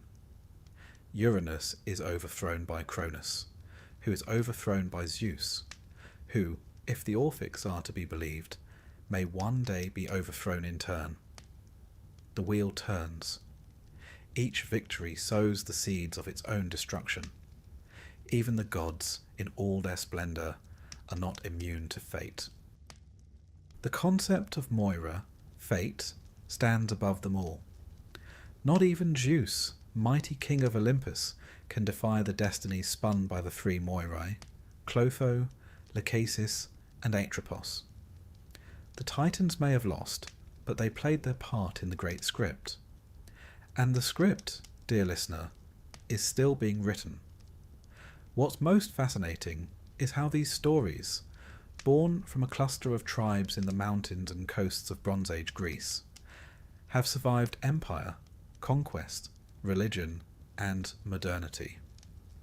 They have outlived gods, kings, and continents. And they endure not because they are true in the literal sense, but because they are true in the human sense. We are all, in our own ways, Titan-blooded. We carry within us the fire of rebellion, the burden of memory, the urge to shape the world according to our will. Every time we break a rule for the sake of something better, every time we defy authority in the name of justice, every time we dream bigger than we are told we should, that too is a Titan's whisper in the ear. Of course, this is not without cost. Prometheus paid in agony, Atlas paid in weight, Cronus paid in isolation. To carry Titan fire is to risk being burned, but the Greeks never shied from tragedy. They embraced it. They believed that from suffering came understanding, from downfall came reflection. And so we reflect, not merely on the tale we've just told, the epic rise and fall of the Titans from the yawning void of chaos to the dark prison of Tartarus, but on what it means, why these stories matter, why they continue to matter.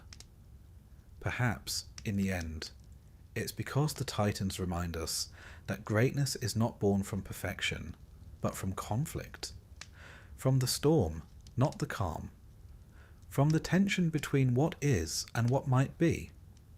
They are the raw materials of myth, and therefore of civilization itself.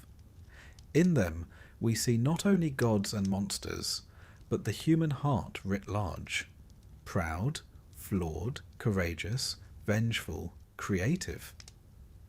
And in their downfall we glimpse something very Greek, the knowledge that power must be tempered, that ambition must bow to balance, that even the mighty must yield. But oh, what a roar they made on their way down. And though Olympus gleams in the sunlight, though the temples to Zeus still stand in crumbling glory, though statues of Athena gaze sternly over modern cities, the Titans lie deeper still, beneath the marble, beneath the stories, beneath the psyche, waiting, not for revenge perhaps. That ship has sailed, but for remembrance. Because in remembering the Titans, we remember ourselves, not as we are, but as we once dared to be. Vast, terrible, brilliant, and yes, Titan. Settle in now. Let the day dissolve into dusk. The flickering shadows on your walls are just that, shadows, and that low rumble in the distance, merely the wind, not the stirring of something ancient, certainly not the writhing tail of a creature vast enough to block out the stars. But if you were an ancient Greek, oh, you'd be less certain. Because in their world, beneath the orderly surface of Olympus and polished marble columns, there was always something seething, something beneath, something monstrous. And at the very bottom of that bestiary, lounging like a volcano on its day off, was Typhon. Typhon, or Typhoeus, if you prefer his more dramatic stage name, was no minor menace. He was the apocalypse with scales. The end of everything wrapped in a storm cloud. The Greeks had an unusual habit of imagining their gods and monsters as part of a large, complicated family, one where every holiday gathering would require a sacrificial goat and several emergency escape routes. Typhon, appropriately enough, was born late into the cosmic family drama. His mother was Gaia, the earth itself, who, by the time of his birth, had already grown rather irritated with how Zeus and the Olympians had overthrown her children, the Titans. Gaia was a great mother, yes, but also a terrible mother-in-law. In her fury she mated with Tartarus, the endless chasm beneath the world. Not exactly a romantic partner, but then, love stories in Greek mythology do often begin in a pit. The result of this liaison was Typhon, a creature so vast, so unspeakably terrifying, that even the Olympians reportedly fled at the sight of him.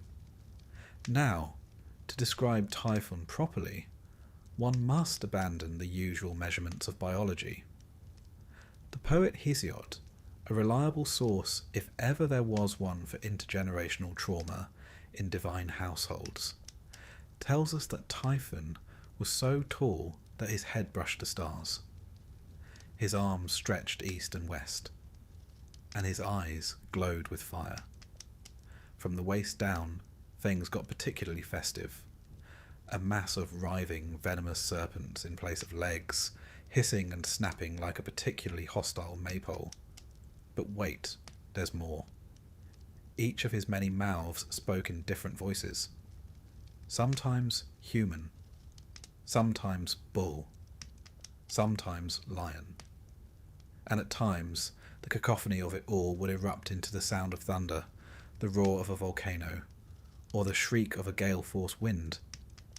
In short, he was the entire weather forecast in one very bad mood. Now, Zeus, ever the confident patriarch, had already dealt with the Titans.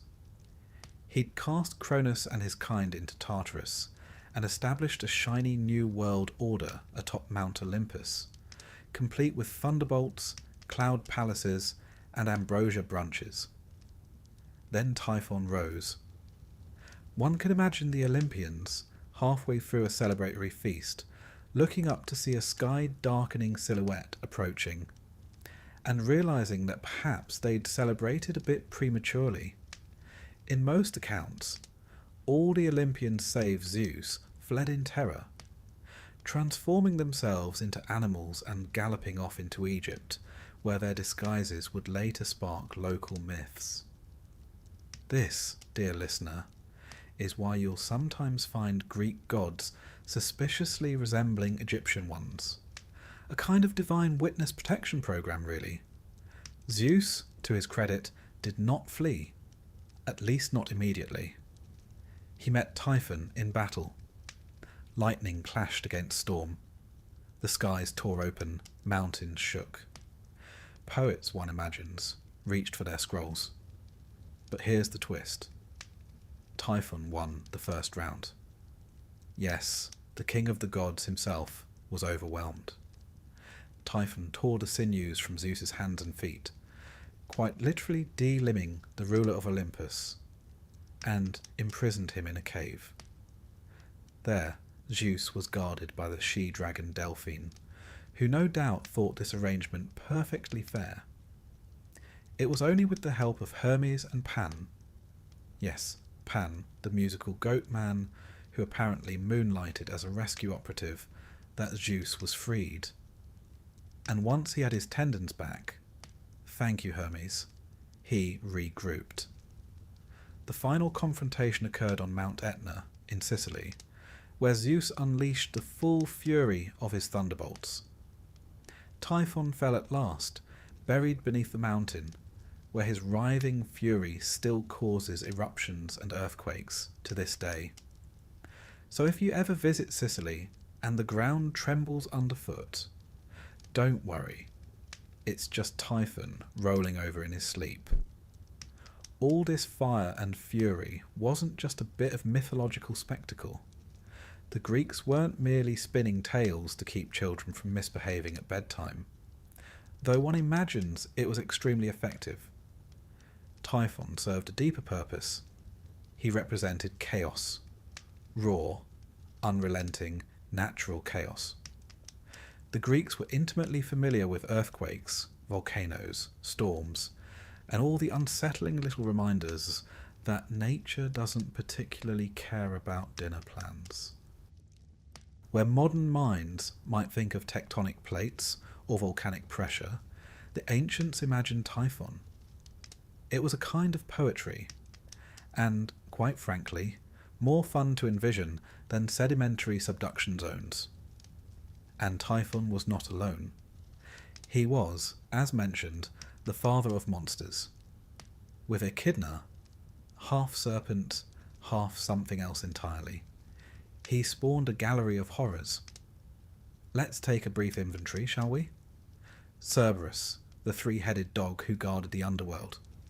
The Chimera, a fire-breathing fusion of lion, goat, and serpent.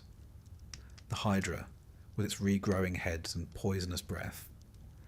The Sphinx, whose riddles caused more than existential dread. The Nemean lion, whose golden hide couldn't be pierced by mortal weapons. And many others, who we'll meet again as our story unfolds. In a way, Typhon and Echidna are less a couple and more a factory, churning out monstrosities to populate the dangerous edges of the Greek imagination. But how did the ancients depict Typhon? Greek vase painters, never shy about ornamenting their wine jugs with a bit of divine trauma, occasionally gave Typhon a serpentine lower half and dragon wings. Others made him more human-shaped, though still terrifying. His form wasn't fixed, and that's important. Typhon wasn't just a character. He was an idea. He was the fear of the unknown, given just enough shape to haunt your dreams.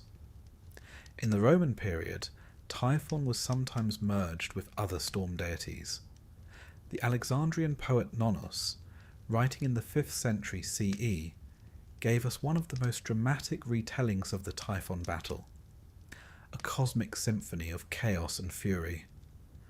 Not exactly a lullaby, but splendid for dramatic readings. Interestingly, the Egyptians, never ones to miss a good mythic crossover, absorbed some of these ideas into their own cosmologies. The Greeks in Egypt, particularly in Alexandria, sometimes equated Typhon with the god Set, another chaotic desert dweller with a penchant for causing trouble. Cultural diffusion, ancient style.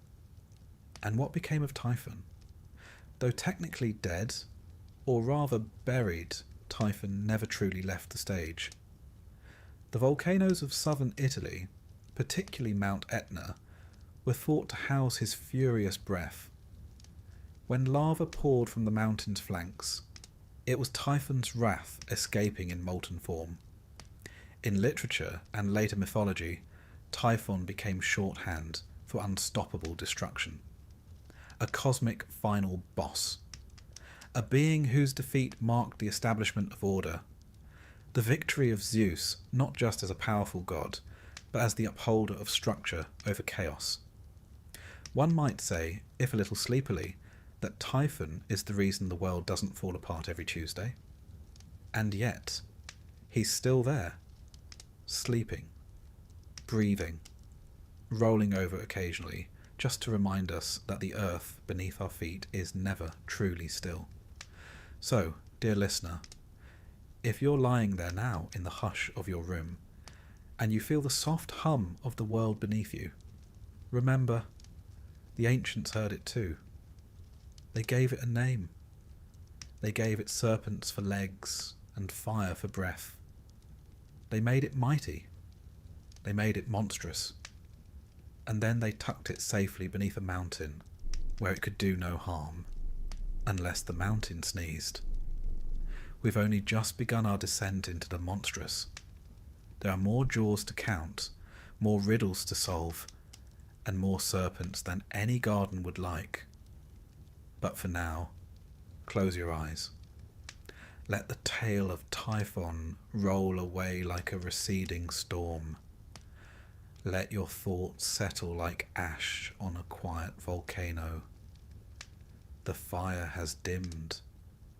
The monster sleeps. And so should you.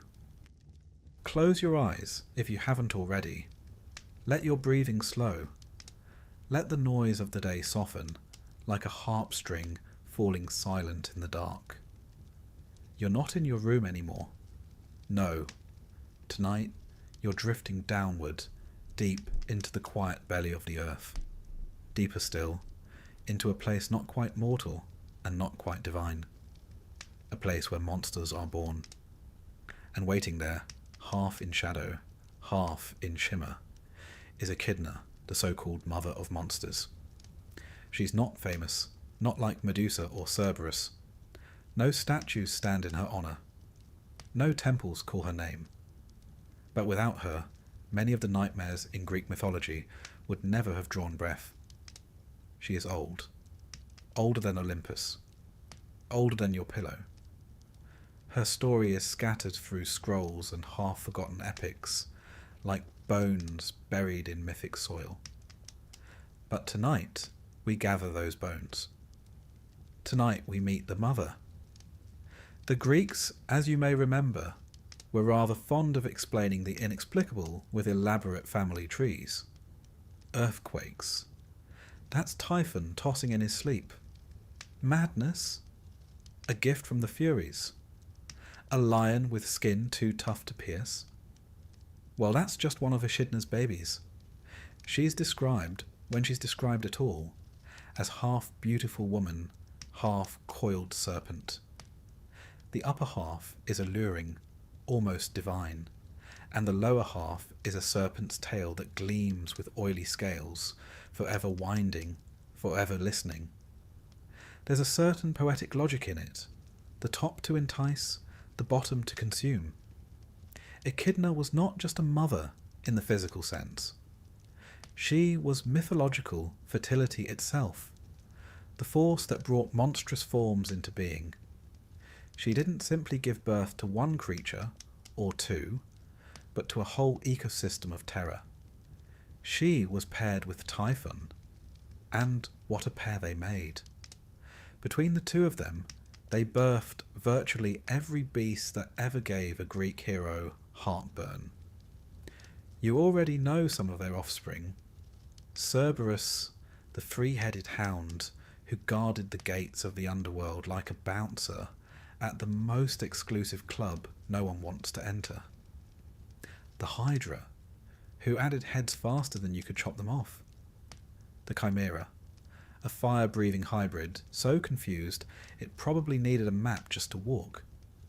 The Sphinx, the Nemean lion, Orthrus, the Caucasian eagle that pecked at Prometheus's liver day after day, all hers. Quite the maternity ward, really.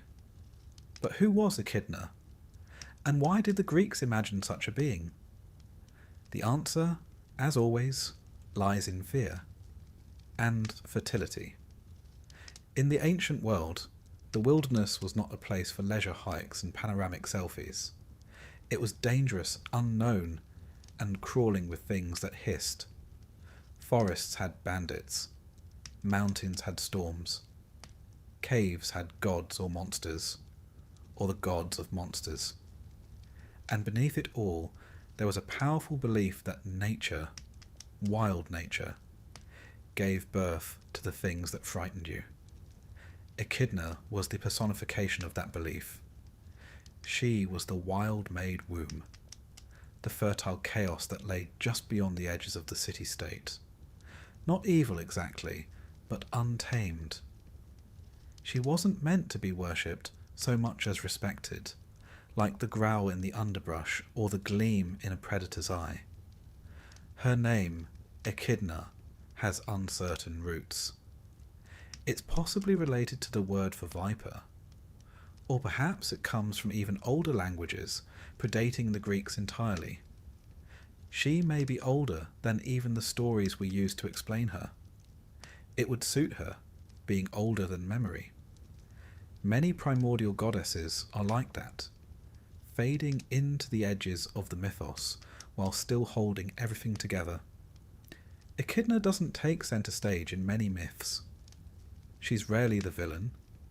She's never the hero. She's simply there, breeding, waiting, lurking.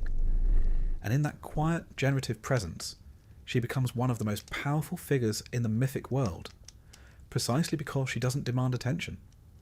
She simply continues.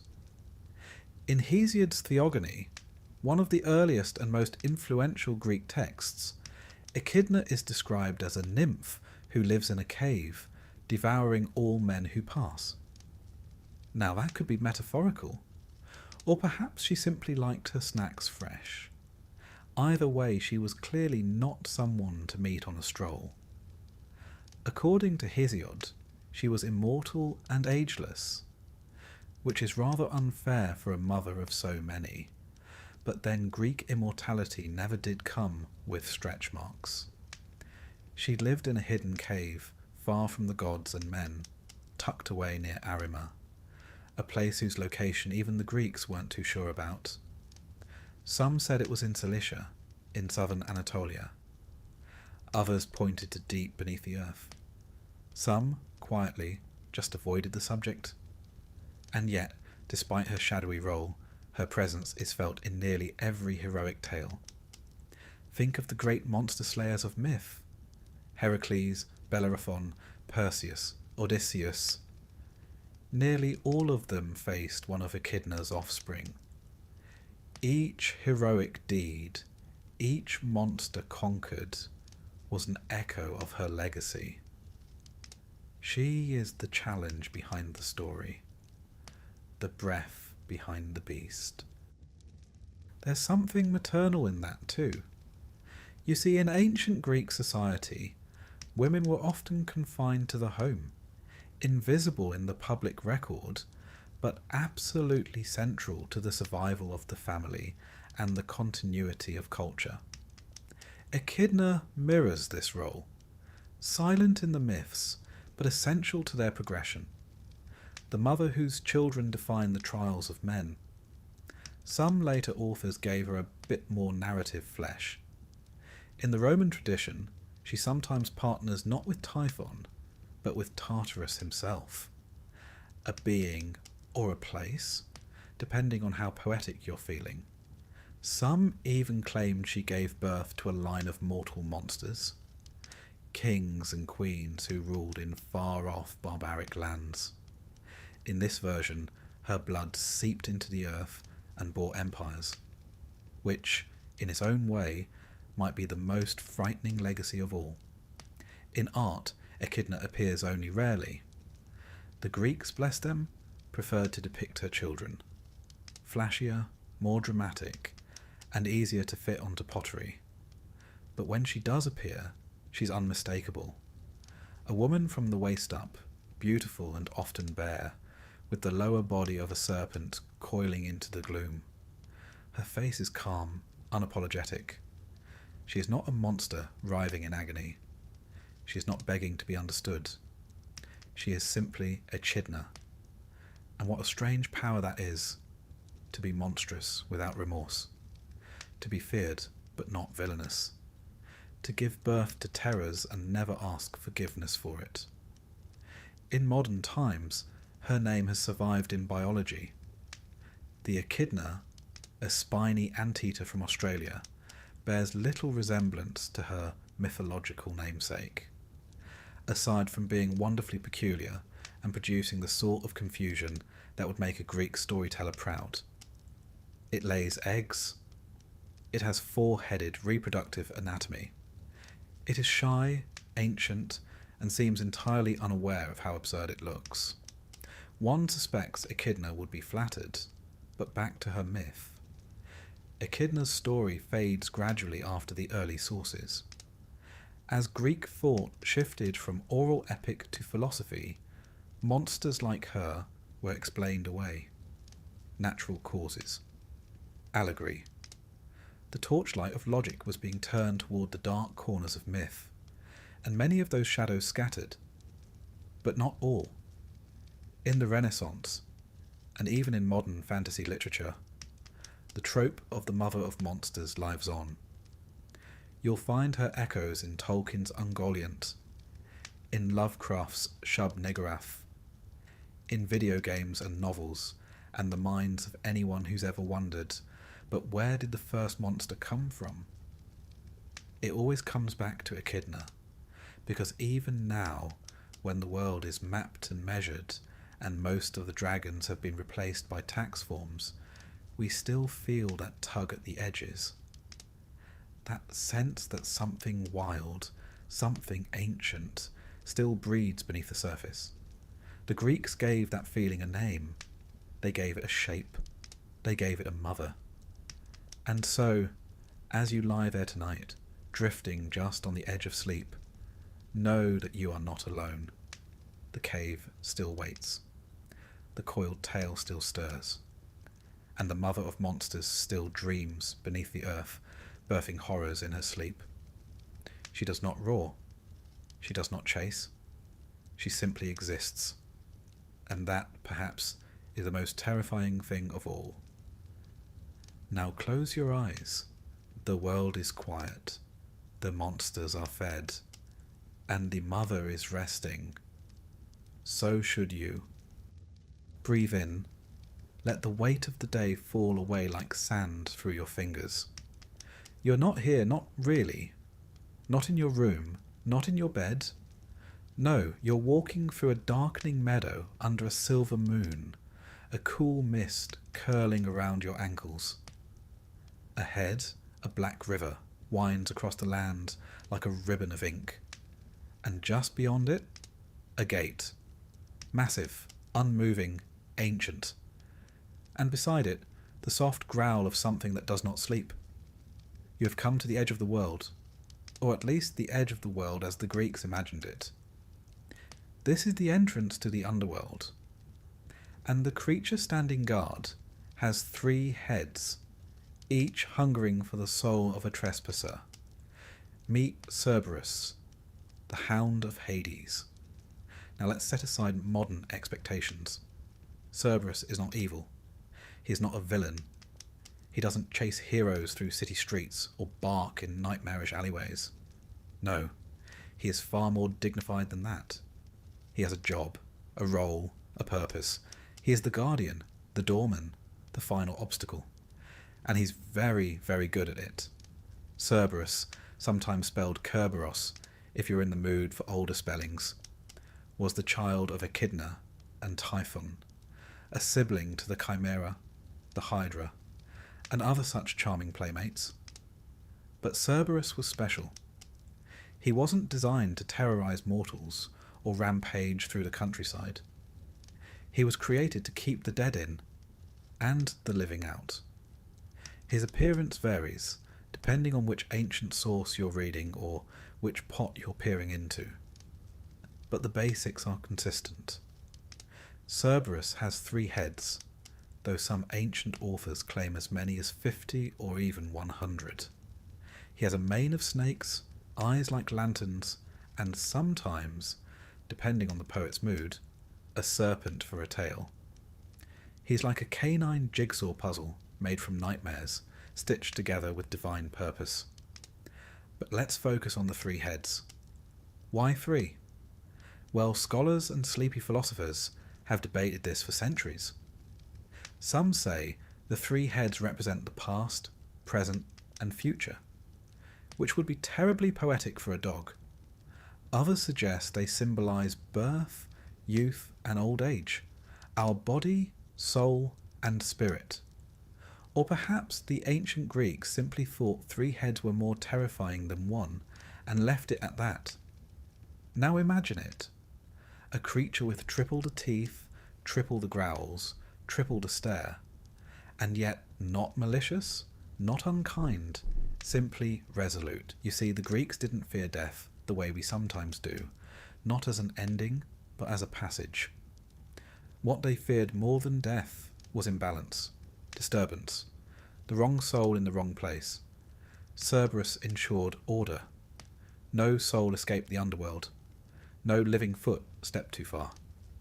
He was, in essence, the boundary. You may be wondering, what was it like, this underworld? It was not fire and brimstone. No pitchforks, no eternal torment. At least not for most. The underworld was quiet. Diamond Soys shadowed. A place of memory more than suffering. It had regions, of course. The blessed went to the Elysian fields, green and gold with eternal ease. The punished were sent to Tartarus, where monsters and titans writhed, and the rest simply wandered. Shades among shades. Cerberus guarded them all. but as with all good monsters, he did occasionally face opposition. After all, Greek heroes were a meddlesome bunch, always leaping gates and barging into places they had no business being. Take Orpheus, the musician.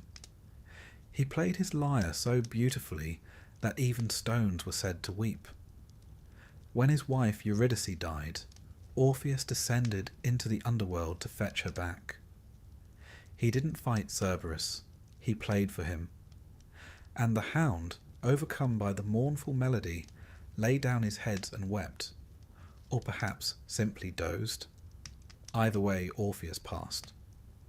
Then there was Heracles, or Hercules, as the Romans later called him, who was tasked with bringing Cerberus to the surface as one of his 12 labours.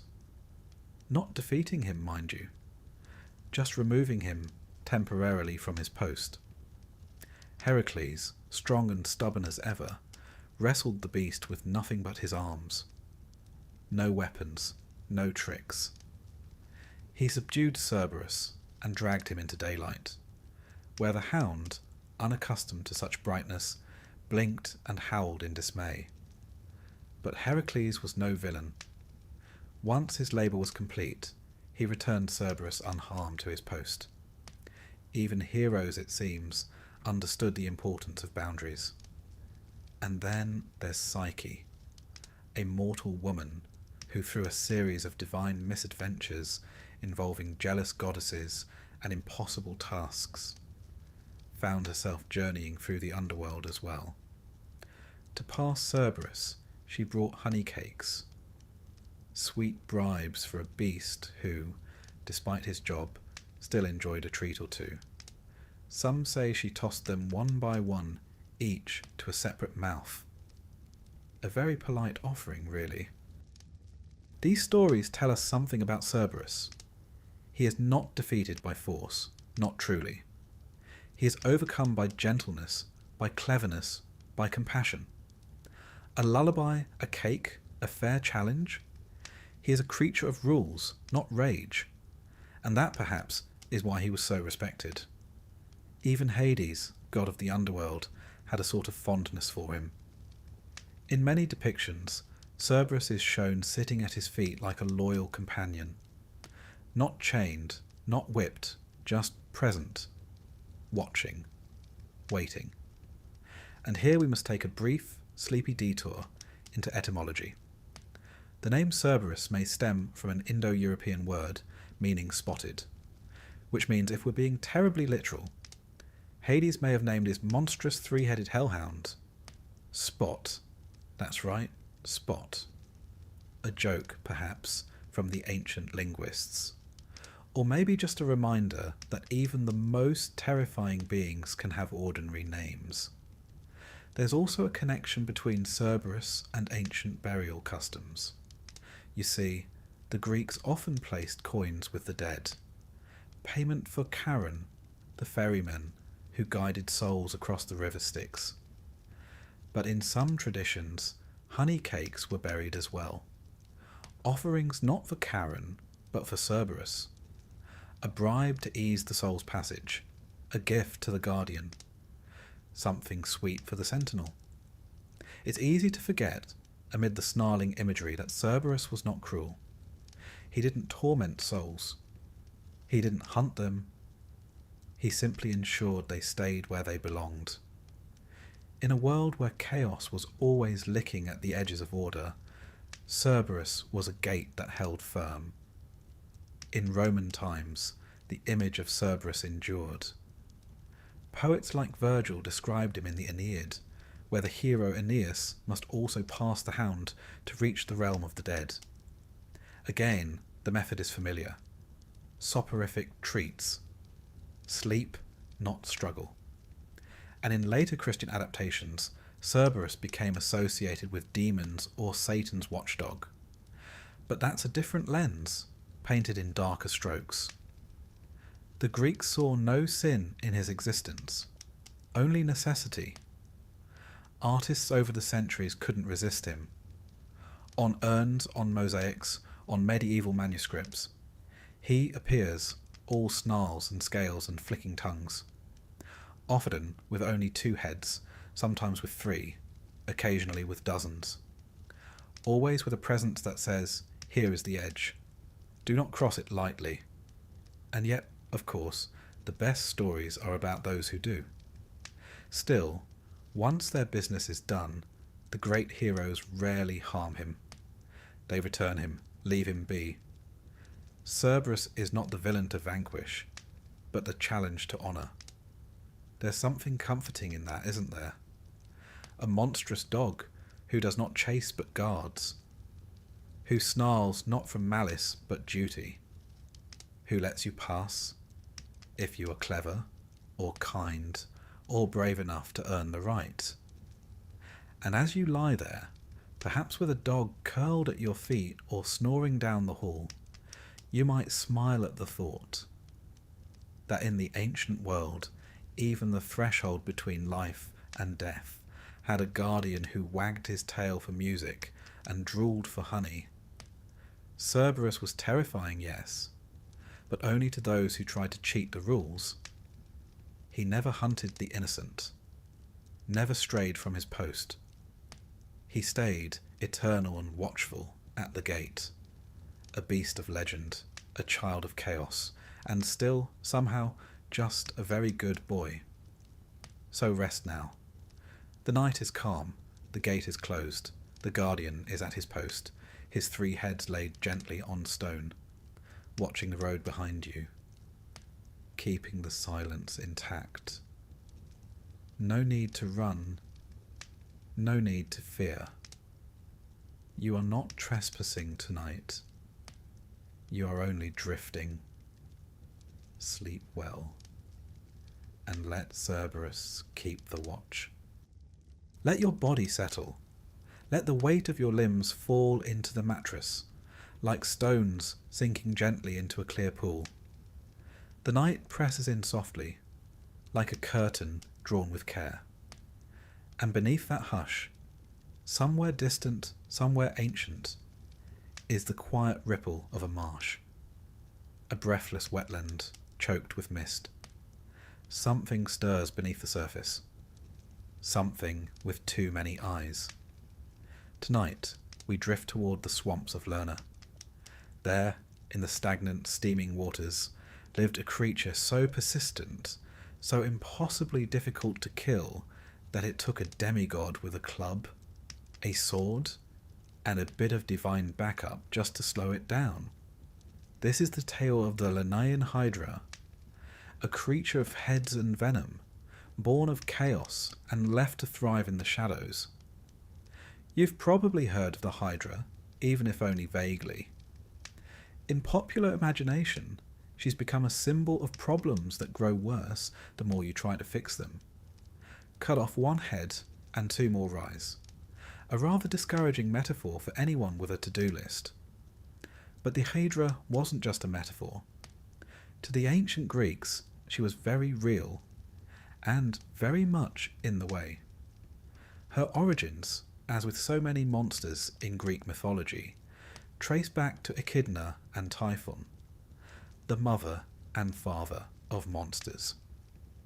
They didn't so much raise their children as release them, scattering their spawn across the map like little living challenges for the heroic youth of the age. The Hydra was one of their more impressive creations. She lived in the swamp of Lerna, not far from the city of Argos, and was said to be a massive, coiling, many-headed serpent. The number of heads varies depending on the poet. Some said 7, others claimed 9. A few, feeling especially dramatic, went as high as 100. But no matter the count, they shared one troubling feature. They didn't stay dead. When 1 head was severed, 2 more would sprout in its place, like an enthusiastic weed that took pruning as a personal challenge. And if that weren't enough, her blood was said to be so venomous that even its scent could kill. Her breath was toxic, her bite fatal, and the very ground she walked, or rather slithered, upon was poisoned. She didn't even need to chase her prey. They simply wandered too close, and nature did the rest.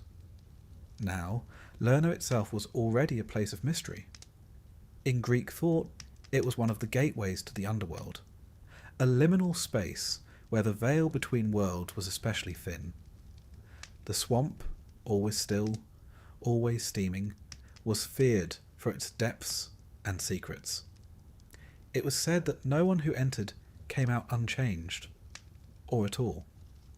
What better place, then, for a creature like the Hydra? When Heracles, known to the Romans as Hercules, was tasked with his second labour, it was not merely a matter of finding the Hydra and waving a sword. No, this was a test not just of strength, but of ingenuity. He arrived with his nephew Iolaus, who, depending on the version of the myth, was either his charioteer, his assistant, or just someone who'd made the mistake of tagging along on the wrong day. At first, Heracles did what Heracles does best. He swung his club. Heads flew, splendid cracks echoed through the marsh. But no sooner had one head fallen than two more pushed up from the bleeding stump, hissing with renewed fury. Imagine the frustration. One can almost hear Heracles sighing. It was going to be one of those days. The swamp around them boiled with Hydra fury.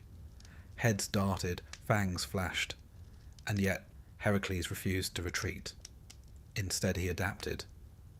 With Iolaus at his side, he developed a new strategy, cauterization.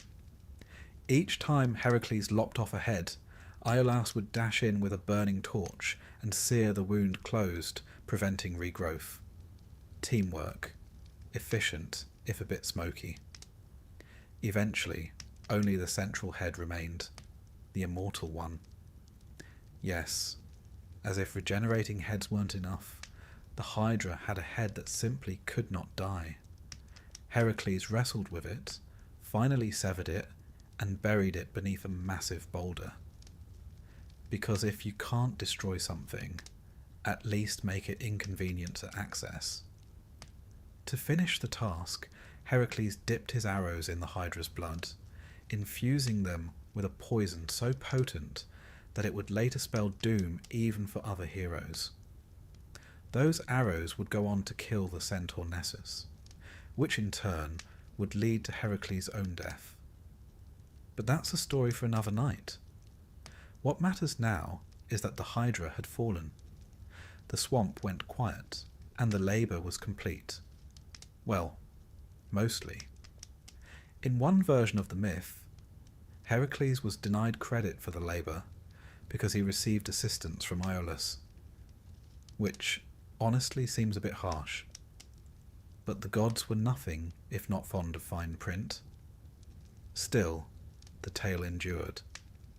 The Hydra became a symbol of impossible problems, ones that required not brute strength alone, but patience, precision, and a helping hand. A reminder that monsters often outnumber swords. But what did the Hydra mean, really? Why did the Greeks imagine such a creature? Part of it, of course, was the landscape. Swamps were feared in the ancient world. They were mysterious, disease-ridden, and impossible to navigate. They swallowed people without a sound. The Hydra, then, was a personification of the danger lurking in these places, a visible form for an invisible threat.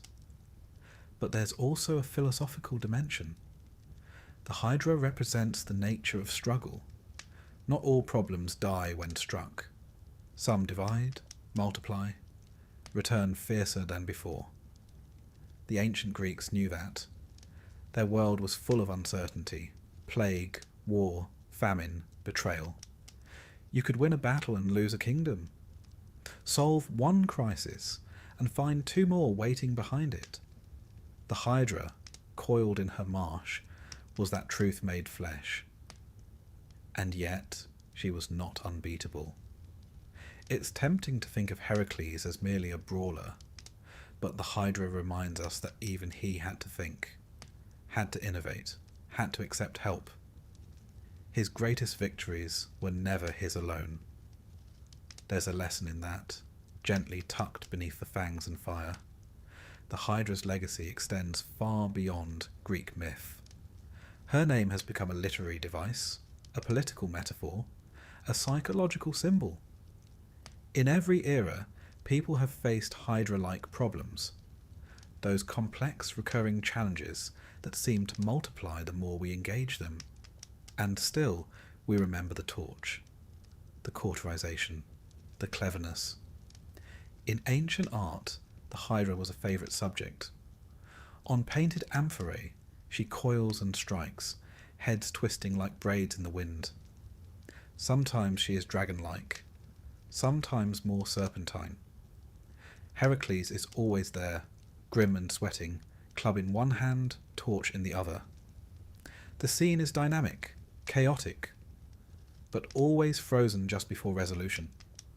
We don't see the moment of victory, only the effort. Perhaps that's fitting. In Roman times, the Hydra was reshaped a bit, more monstrous, less symbolic, but she never lost her place in the pantheon of horrors. Later, in Christian allegory, she became a stand-in for sin, for heresy, for whatever needed smiting with dramatic flair. But the essence remained, a creature that could not be defeated by ordinary means. In some Renaissance retellings, the Hydra became almost seductive, a feminine monster, part woman, part serpent, echoing older fears of the wild and the unknown. The swamp became not just a place, but a metaphor for desire, temptation, and danger.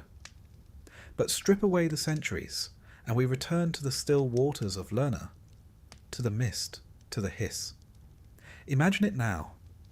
You're standing on the edge of the marsh. The reeds part with a rustle. A low ripple moves across the water. And then a head, long, narrow, fanged, rises into view. Another follows, then another, until the night blooms with serpents. 100 eyes blink. 100 tongues taste the air. You take a step back, not from fear, but from awe, because this isn't evil, this is ancient power. Chaos wrapped in elegance. A puzzle, not a curse. And somewhere far off, a torch flares in the darkness. A hero steps forward, not to slay, but to understand. So rest now. The Hydra sleeps again in her swamp, coiled beneath lilies and mud. Her heads no longer hiss. Her breath no longer poisons. She dreams of fire and rain, of battles lost and won. And you? You are far from Lerna now, safe beneath your blankets, where no heads multiply and no blades are needed. The marsh is still. The torch is out. And the monster, like you, is at peace. Sleep deeply, and let the world remain quiet. Let the hush of the evening settle around you like soft wool. The air is still now. Nothing stirs except memory, and the faint echo of hooves on ancient stone. The stars above you are distant and patient, watching as they always have. But below, in the smouldering hills of a forgotten land, a creature once breathed fire into the wind. She was impossible, furious, and proud. Her name was Chimera. Tonight, we'll wander slowly through the scorched hills of Lycia, in what is now southwestern Turkey. But once, long ago, this was a place of legend, and in the cracks between rocks, where sulphur steamed from the earth, the Chimera waited. The Chimera was a monster built by contradiction.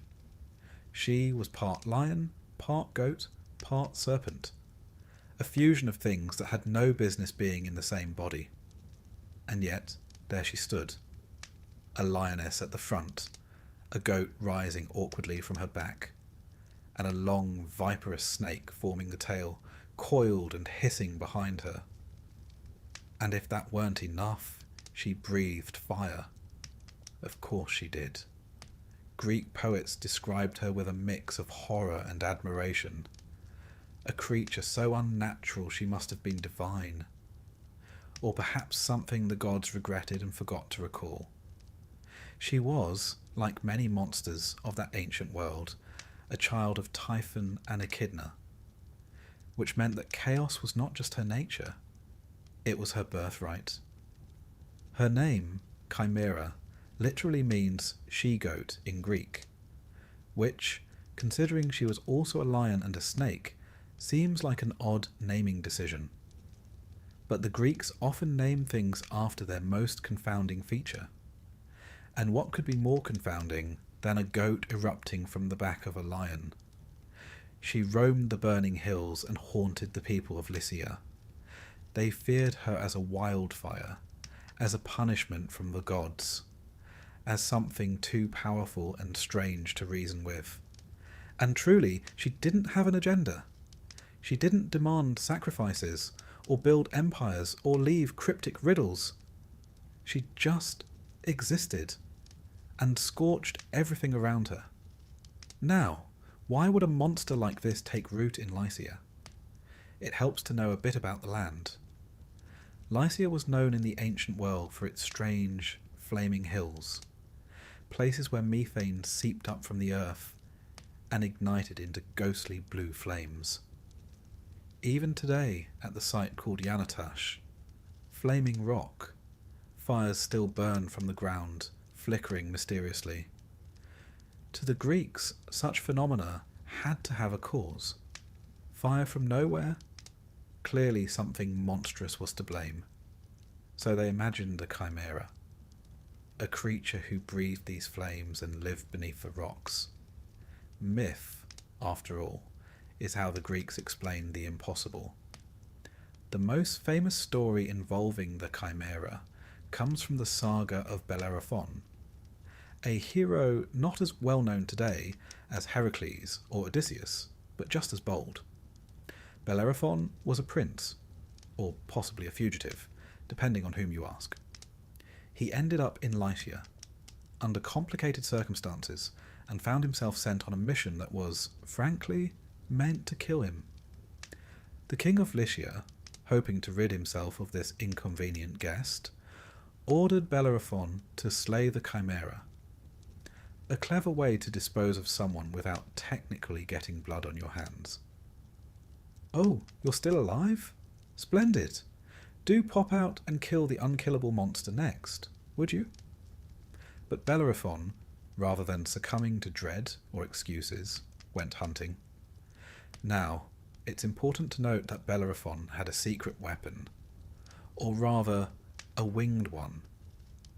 He had managed, through prayer, perseverance, and a golden bridle from the goddess Athena, to tame Pegasus, the winged horse. With Pegasus beneath him, Bellerophon could fly, placing him out of reach of the chimera's claws, fangs, and, crucially, her fire. Imagine that scene. The chimera stalking across the cracked earth, the goat bleating as flames pour from her jaws, the lion's roar echoing through the hills, and above her, wings beating like thunder, a man with a spear, circling, watching. He couldn't get too close. One plume of fire, and it would be over. But he couldn't stay above forever either. So he devised a trick. He fixed a block of lead to the tip of his spear. A strange choice, unless one is thinking several moves ahead. Swooping down, dodging a blast of flame, he drove the spear into the creature's throat. The lead, heated by her breath, melted down into her windpipe, suffocating the fire, and with it, the monster. It was not brute strength that won the day, but cleverness. Heat and metal. A smith's trick, not a warrior's. The Greeks valued that. Wit over muscle. Strategy over sheer force. In their world, heroes often triumphed, not because they were the biggest, but because they were the smartest. And so the chimera fell. The fire quieted. The people of Lycia breathed easier. Bellerophon returned, not just as a survivor, but as a hero, though, as with many Greek heroes, his story would not end so smoothly. He grew proud, too proud, tried to fly to Olympus itself, and Pegasus, wise beast that he was, threw him before reaching the heights. But that's another tale. The chimera, for her part, was buried in the hills. The flames, some said, were her breath still leaking through the cracks of the earth. Even today, the fires at Yanatash still burn. Some believe them to be eternal. Others know they're just gas. But there's something undeniably haunting about flames that never die. In later traditions, the chimera evolved. She was no longer just a creature. She became an idea. Chimera came to mean anything impossible, any fusion of things that should not exist together, a dream too strange to be real, a metaphor for excess. In medieval bestiaries, she was drawn with new combinations, leopard spots, dragon wings, human faces, always changing, always shifting, and in that sense, she became a reflection of our own imaginations. Chaotic, beautiful, terrifying. She also endured in art. On pottery and coinage, she appears snarling, breathing fire, claws arched. Usually with Bellerophon above her, spear drawn, the moment before victory, or the moment before something goes terribly wrong. The Greeks loved that tension, that breath between triumph and tragedy. And what of her deeper meaning? To the Greeks, monsters were rarely just monsters. They were warnings, reminders, reflections. The chimera, with her 3 bodies and burning breath, might represent uncontrolled imagination, dreams without boundaries, or the dangers of hybrid things. Neither one nor the other, but both. A symbol of the unknown, of the unnatural. Or perhaps she was just a creature of fire, given form so that people might understand the earth they stood on. That, after all, is the quiet genius of mythology. It gives shape to confusion, a face to fear, a story to stand where silence once was. And so tonight, as you lie still beneath your own roof, centuries away from the hills of Lycia, you might picture her, the lioness pacing through blackened stone, the goat's head bleating and burning, the serpent tail twitching in anticipation. She is not coming for you. She never was. She was born, she raged, she was defeated, and remembered. That's all any monster asks. Now the hills are quiet, the fires dim. Pegasus flies on, and Bellerophon, prideful and fallen, is long gone. But the chimera remains, not as threat, not as curse, but as story. Sleep now. The wings have passed overhead. The flame is just a flicker. The beast is at rest. And so are you. Close your eyes now. Let the soft tide of silence lap gently at the edges of your thoughts. There is no hurry, no weight of waking hours. Just the breath in your chest and the drifting stories of the old world. Tonight, we do not go underground or into the swamp. We do not follow lions or serpents or beasts with too many legs. No, tonight we gaze into eyes. Not yours, not mine, but hers. And if we are not careful, we may never look away again.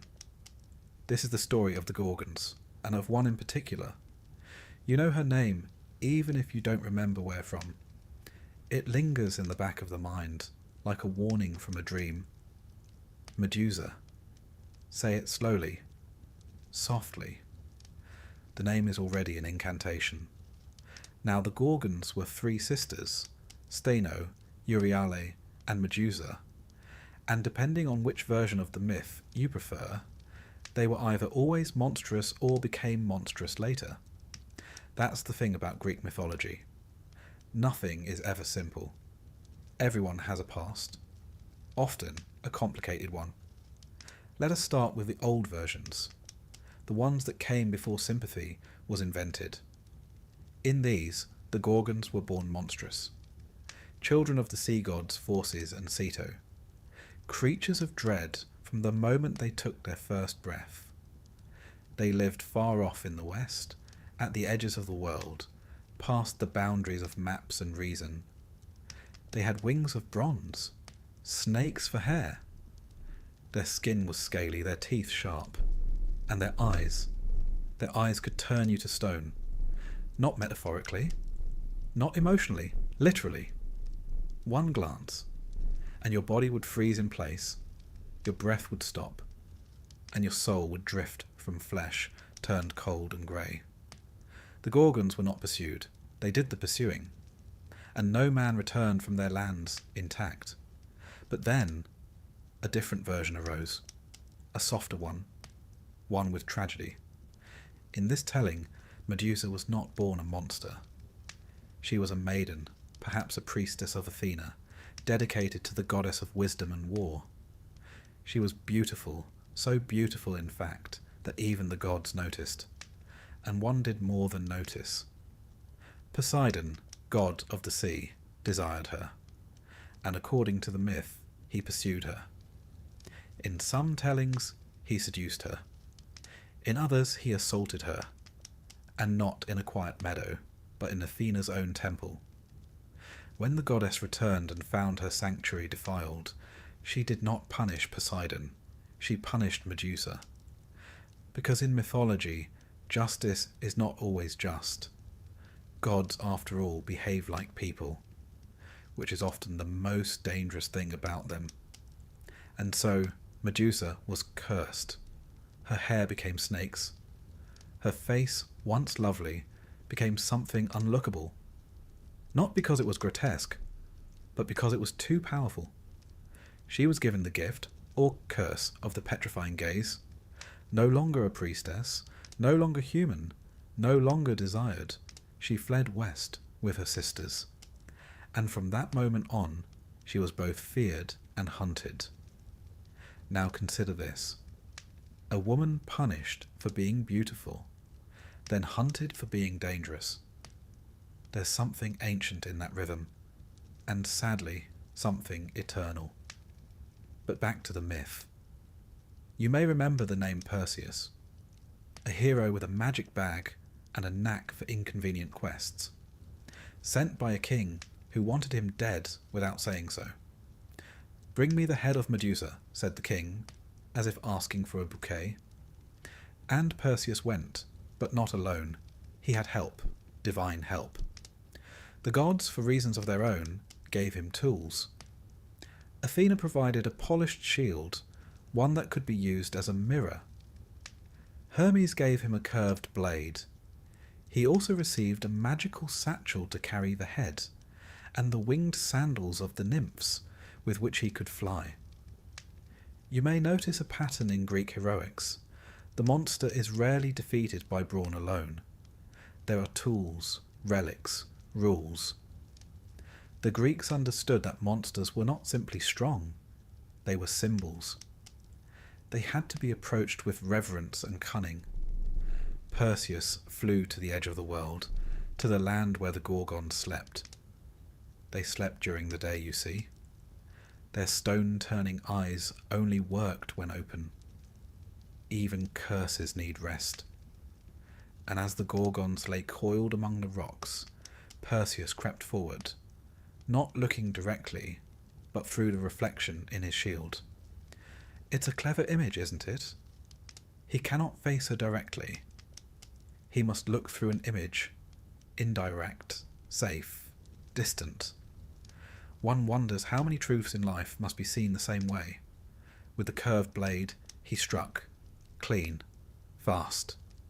Medusa's head fell, eyes still open, still dangerous, and from her blood sprang two beings, Pegasus, the winged horse, and Chrysaor, a warrior with a golden sword. Life emerging from death.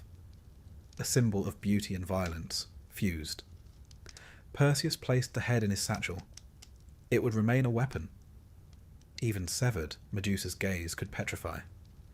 He used it to defeat foes, turn kings to stone, and eventually returned it to Athena, who mounted it on her shield. Now pause there. Athena, who cursed Medusa, who armed the man who killed her, who then placed her head on a shield and carried it into battle. Why? Why would a goddess wear the face of her victim? Some say it was guilt, a way to honour Medusa. Others claim it was pure practicality. The head was, after all, extremely effective. But maybe it's something else. Maybe Medusa had become more than a curse. She had become a symbol. In time, Medusa's image spread across the ancient world. Not as a monster, but as a guardian. Her face, the Gorgoneon, was painted on shields, carved into doorways, etched on coins and breastplates. Not to frighten the innocent, but to ward off evil. Apotropaic, the scholars call it. A fancy word meaning something that turns danger away. A reversal then, from hunted to protector, from cursed to divine. Her face twisted in rage, eyes wide, tongue protruding, became a kind of ancient alarm system. A declaration that the space behind the image was sacred, untouchable. How's that for poetic justice? And so, across the centuries, Medusa was reclaimed. Artists painted her not with scales and fangs, but with sorrow. Her hair was not snakes, but symbols. Her story was not one of terror, but of transformation. In the Renaissance, poets reimagined her. Painters softened her features. In the modern world, she became a feminist icon. The woman punished for her beauty, transformed against her will, then demonized for surviving. Is she still terrifying? Yes. But perhaps not for the same reasons. And what of her sisters? Stheno and Euryale, the immortal Gorgons, often go unmentioned. They weren't slain, they weren't cursed anew. They remained wild, winged, grieving. Their names mean strong and far-roaming. They were perhaps even more terrifying than Medusa, yet less famous. That too is a kind of curse, to outlive your sister and be forgotten. But somewhere, in the mythology between lines, they still fly. Not quite villains, not quite mourners, just shadows across the edge of the world. And here we arrive at the heart of it. The Gorgons, and Medusa in particular, are not monsters in the way we understand them.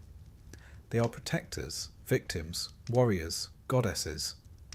Their image, born of fear, becomes a kind of shield, not to harm, but to defend. Think of it.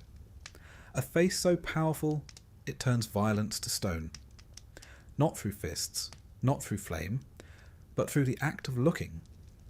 What is more dangerous than a woman who cannot be looked upon, and who, in turn, sees everything? Tonight, let us not fear her. Let us imagine her not as a beast with snake hair and a bloodied stare, but as a figure walking the border of myth and memory. Not chasing you, not hunting, simply watching, guarding. Perhaps she stands outside your window now, not to petrify, but to keep watch, to hold back whatever else the night might bring. Sleep beneath her gaze. You are safe? The monsters she once faced are long gone, and she, Medusa, has become something else. No longer victim, no longer villain, but a quiet goddess of the threshold. And you, dear listener, are on the peaceful side of that line. Sleep now. Let the stone turn back to flesh. Let the hair become wind. And let her eyes, gentle now, close at last. Take a breath. Not too deep. Just enough to feel your ribcage gently rise like the tide beneath a quiet moon. Let your limbs go still. Your thoughts go soft. Tonight, we set sail. Not toward peace, not yet. Tonight, we pass between monsters. There is a place in the world where the sea narrows like a throat, and ships must slide carefully between high cliffs and deep waters. A place where every sailor knows that, to steer clear of danger on one side, he must come perilously close to disaster on the other. This place, very real, very present, is the Strait of Messina, between Italy and Sicily. The ancients knew it well, but they saw more than water, more than current. They saw jaws, they heard voices, they named the dangers that lurked there, gave them form and history and appetite. On one side stood Scylla, and on the other, Charybdis. If you were to ask an ancient Greek sailor which was worse, he might pause, shrug, and say, "Depends on how you'd like to go." Scylla lived in the cliffs. She didn't move much, just enough to ruin your day. She perched in her cave, high above the waves, and waited for ships to come close. And when they did, she reached down, fast, efficient, hungry. Homer tells us she had 12 legs, long and lean, stretching from her waist like some monstrous spider, and 6 long necks, each ending in a terrible head with 3 rows of sharp teeth. Her voice was like the yelp of puppies, pitiful and high, but her bite was something else entirely. She didn't tear ships apart. She didn't breathe fire or crash waves. Number. She plucked sailors from their decks like olives from a bowl, 1 for each head. 6 men gone before anyone could scream. Odysseus saw it happen. He'd been warned by Circe, the sorceress. "Steer close to Scylla," she told him. "You'll lose a few men. It's horrible, yes, but better than Charybdis. Charybdis will take the whole ship." And so he did. He clutched the tiller, teeth tight, and watched as Scylla struck. 6 men, lifted, flailing, screaming. Then silence. It was not a battle. It was a toll. And she took it, as she always did. But who was Scylla before this? There are stories, softer, sadder, that say she was once a girl. Not divine, not monstrous. Just a girl who walked the shores and loved the sea. And one day she caught the eye of Glaucus, a sea god. He loved her. She did not love him back. He, in desperation, went to Circe, begged her to make him irresistible. But Circe, you see, loved Glaucus. And Scylla, by simply existing, had ruined that love. So Circe did what goddesses so often do in myth. She punished the woman. She poisoned the spring where Scylla bathed. And the next time Scylla stepped into the water, she changed. Her body stretched, her legs twisted, dogs burst from her skin. She screamed, and kept screaming, until she found herself in the cliffs above the sea, no longer a girl, no longer anything at all. She wasn't evil. She just became. And she stayed. On the other side of the strait, the water boils. That is where Charybdis waits. You don't see her until it's too late. She doesn't have arms or teeth or eyes you can look into. She's just a shape in the sea, a whirlpool that opens 3 times a day and drinks the ocean. And if you're in the way, down you go. She was once a daughter of Poseidon, the stories say, loyal, proud. She helped her father drown coastlines and flood enemy lands. But Zeus, who had other ideas about balance and ownership, struck her with lightning. He chained her to the seafloor and cursed her with hunger. Now she swells and collapses, breathes in and spits out. Never full, never still. She is absence made visible.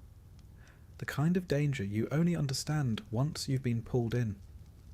So there you are, a sailor, a captain, a hero passing through. To your left, a towering cliff, still as death, with something sharp hidden in the shadows. To your right, water that pulls sideways, tugs at the keel, beckons with no promise of return.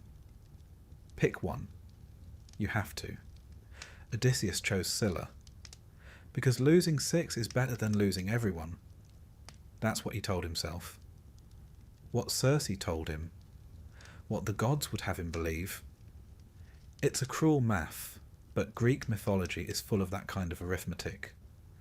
The kind where survival always costs something.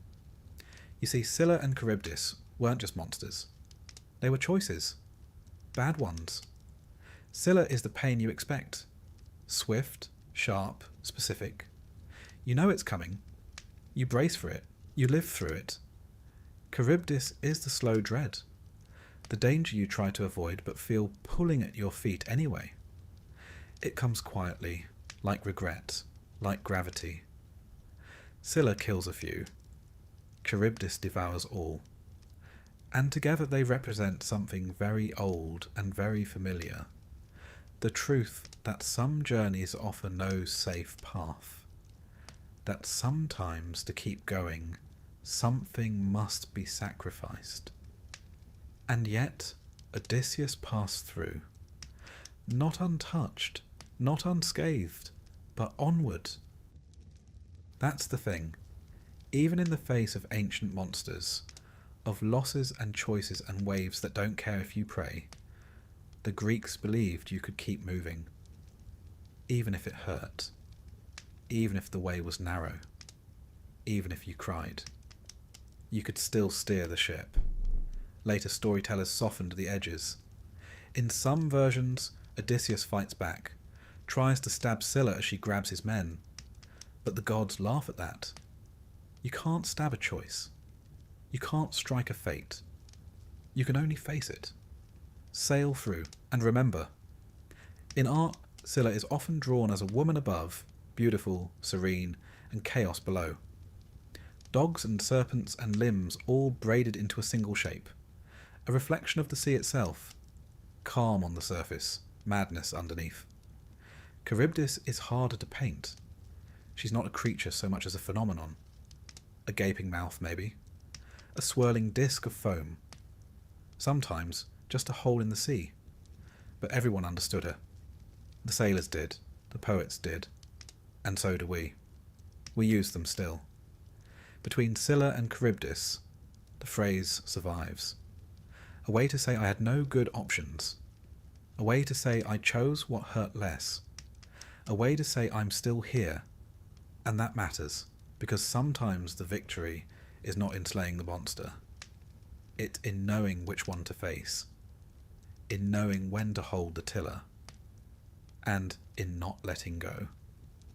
The ancient world was full of things the Greeks couldn't explain. Earthquakes, storms, currents, loss. But instead of surrendering to fear, they gave those things stories. Not to tame them, but to understand. They named their monsters. And in doing so, they named their fears. And their courage too.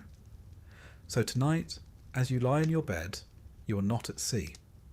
You are not between rocks. There is no whirlpool at your feet, no jaws in the dark. You are safe, the strait is behind you. Scylla sleeps in her cave, curled around her sorrow. Charybdis turns slow and silent beneath a peaceful sea. And you? You are the sailor who passed through. Not unchanged, but still sailing. Let the wind go quiet. Let the water calm. The monsters, just this once, are still. Sleep now. And drift. You've already done the hardest part. It's quiet now. Let the hush of the evening wrap around you like a cool linen sheet, the kind worn by kings and commoners alike in the Mediterranean dusk. Imagine a torch flickering in some far-off corridor. Footsteps echo, marble beneath your feet, a door opening and closing behind you. And now you are in the dark, in the labyrinth. It does not matter how you got here, only that you have, and somewhere, at the centre of this winding puzzle of stone and shadow, waits the monster. Tonight we meet the Minotaur.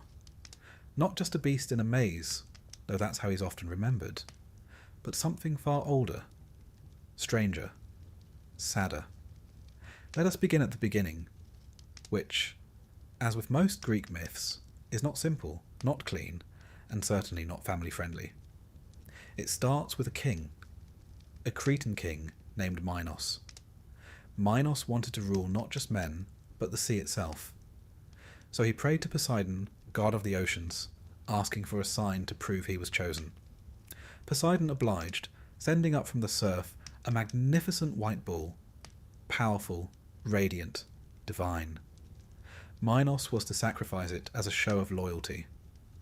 But Minos, being human, made the usual mistake. He got attached. The bull was too perfect, too beautiful. Surely the gods wouldn't mind if he kept it and substituted a lesser one for the altar.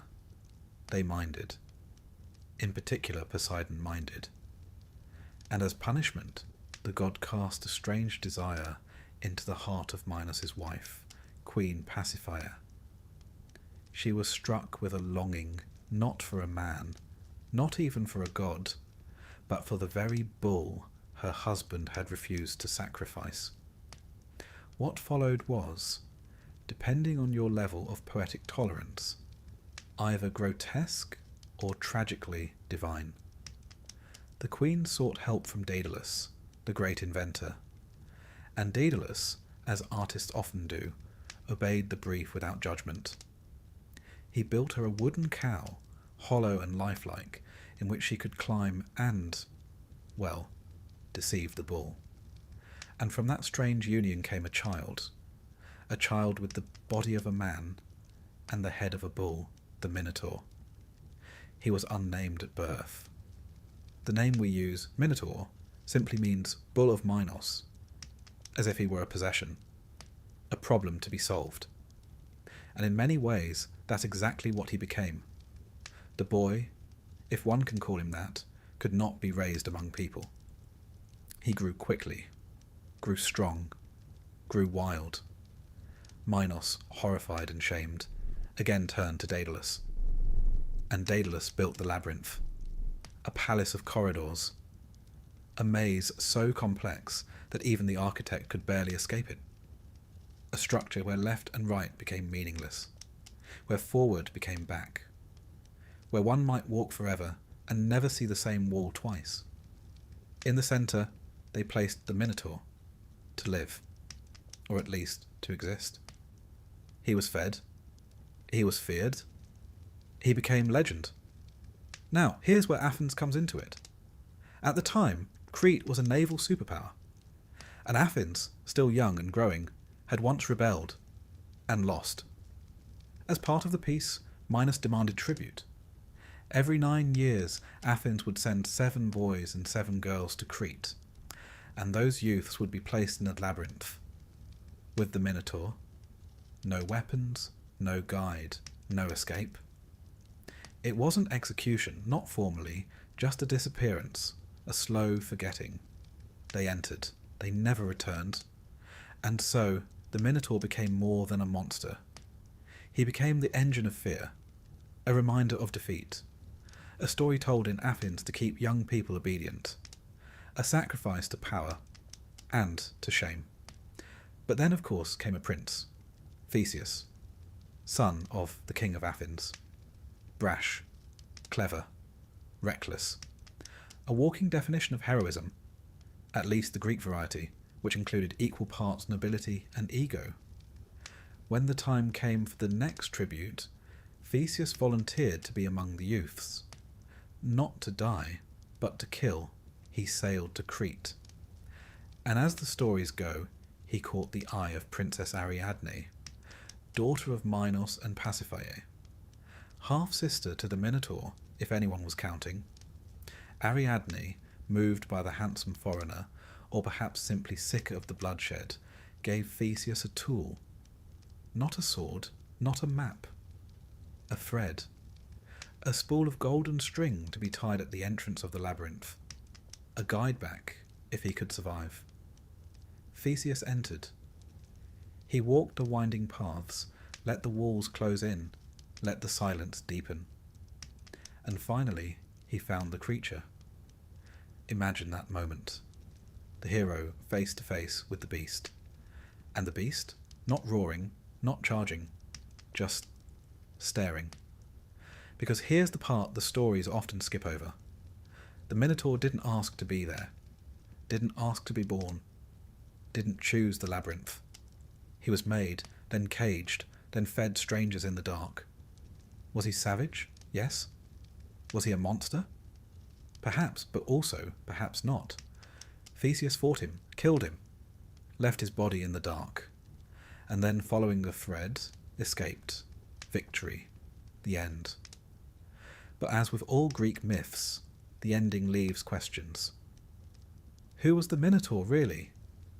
Some say he was simply a cautionary tale, a symbol of unnatural union, of pride punished by the gods.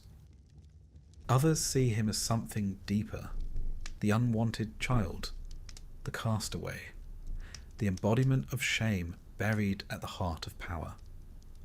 In historical terms, there may have been something more. Archaeologists studying the ruins of Knossos, the grand palace of ancient Crete, have found vast, complex layouts, rooms upon rooms, corridors with no straight line. Some believe this was the labyrinth, not a trap, but a court. Not a prison, but a palace so complex that visitors felt lost. The bull too mattered in Minoan culture. Bull leaping was a sacred sport. The animal was revered, not feared. Its horns appear in art, on altars, in frescoes. So perhaps the story of the Minotaur is a Greek reinterpretation, or misinterpretation, of a foreign custom. The Athenians, after all, loved a good narrative, especially one where they, the clever city of democracy and reason, triumphed over the strange islanders with their bulls and their rituals. It is history retold by victors, dressed in myth. But whatever the truth, the story has endured. The image remains. A beast in a maze. And the maze? Oh, the maze is the most important part. Because it's not just a building. It's a metaphor. The labyrinth is the mind. The past. The trap of guilt. The structure we build to contain what we don't want to face. And the Minotaur? He's what we've placed at the centre. A fear, a memory, a mistake, something we would rather forget, and so we wall it in. But it never goes away. It waits. Walk far enough into yourself, and you'll find it. And then, if you're very lucky, or very brave, or very foolish, you'll find the thread, and come out again. Theseus did. He left the labyrinth, but not without cost. He abandoned Ariadne on an island. Reasons vary.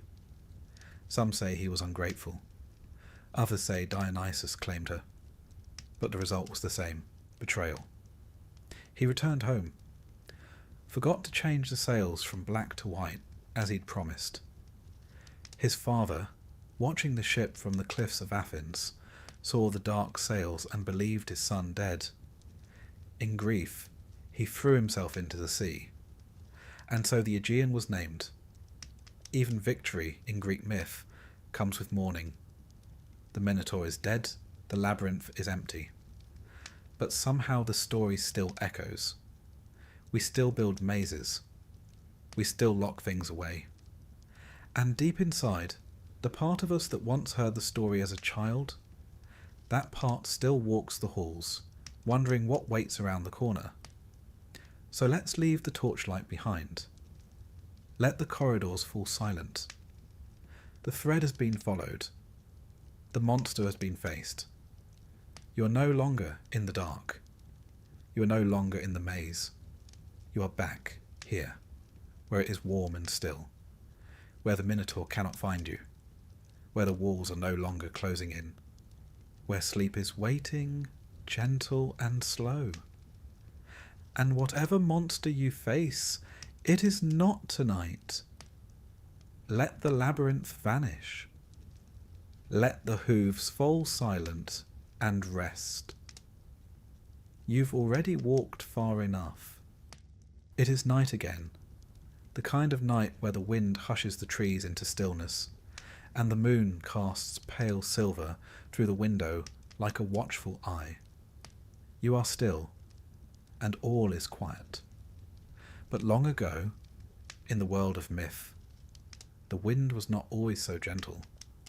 There were times when it came shrieking across the sea, tearing sails from masts, snatching food from tables, stealing men from the decks of ships, and sometimes from the very skies.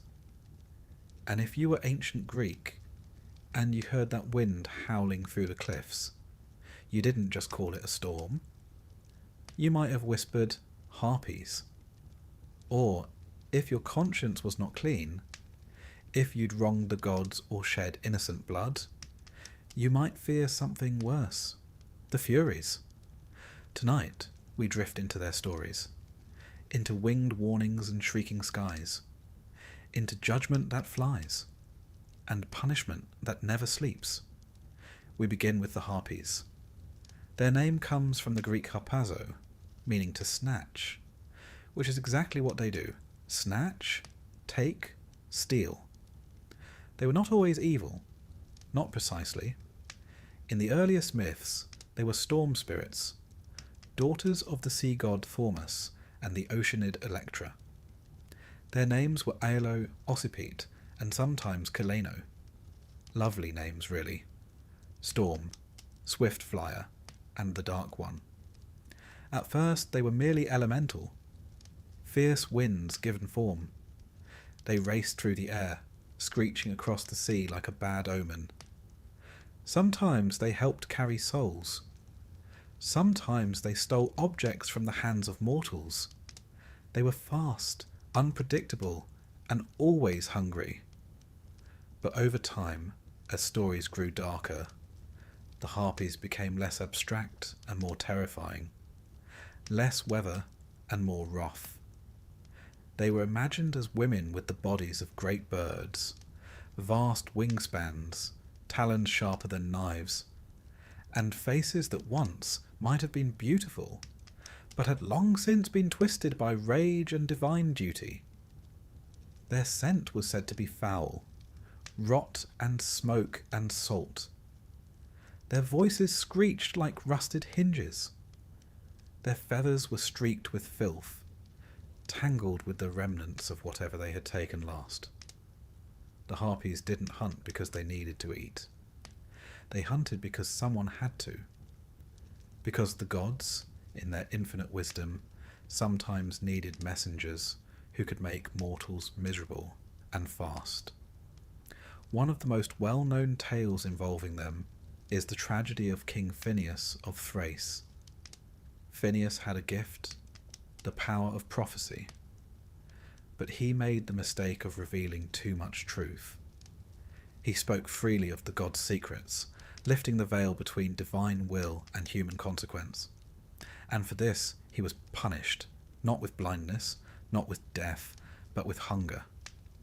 Each day a feast would be laid before him, meats roasted to perfection, fruits ripe and bursting, bread still warm.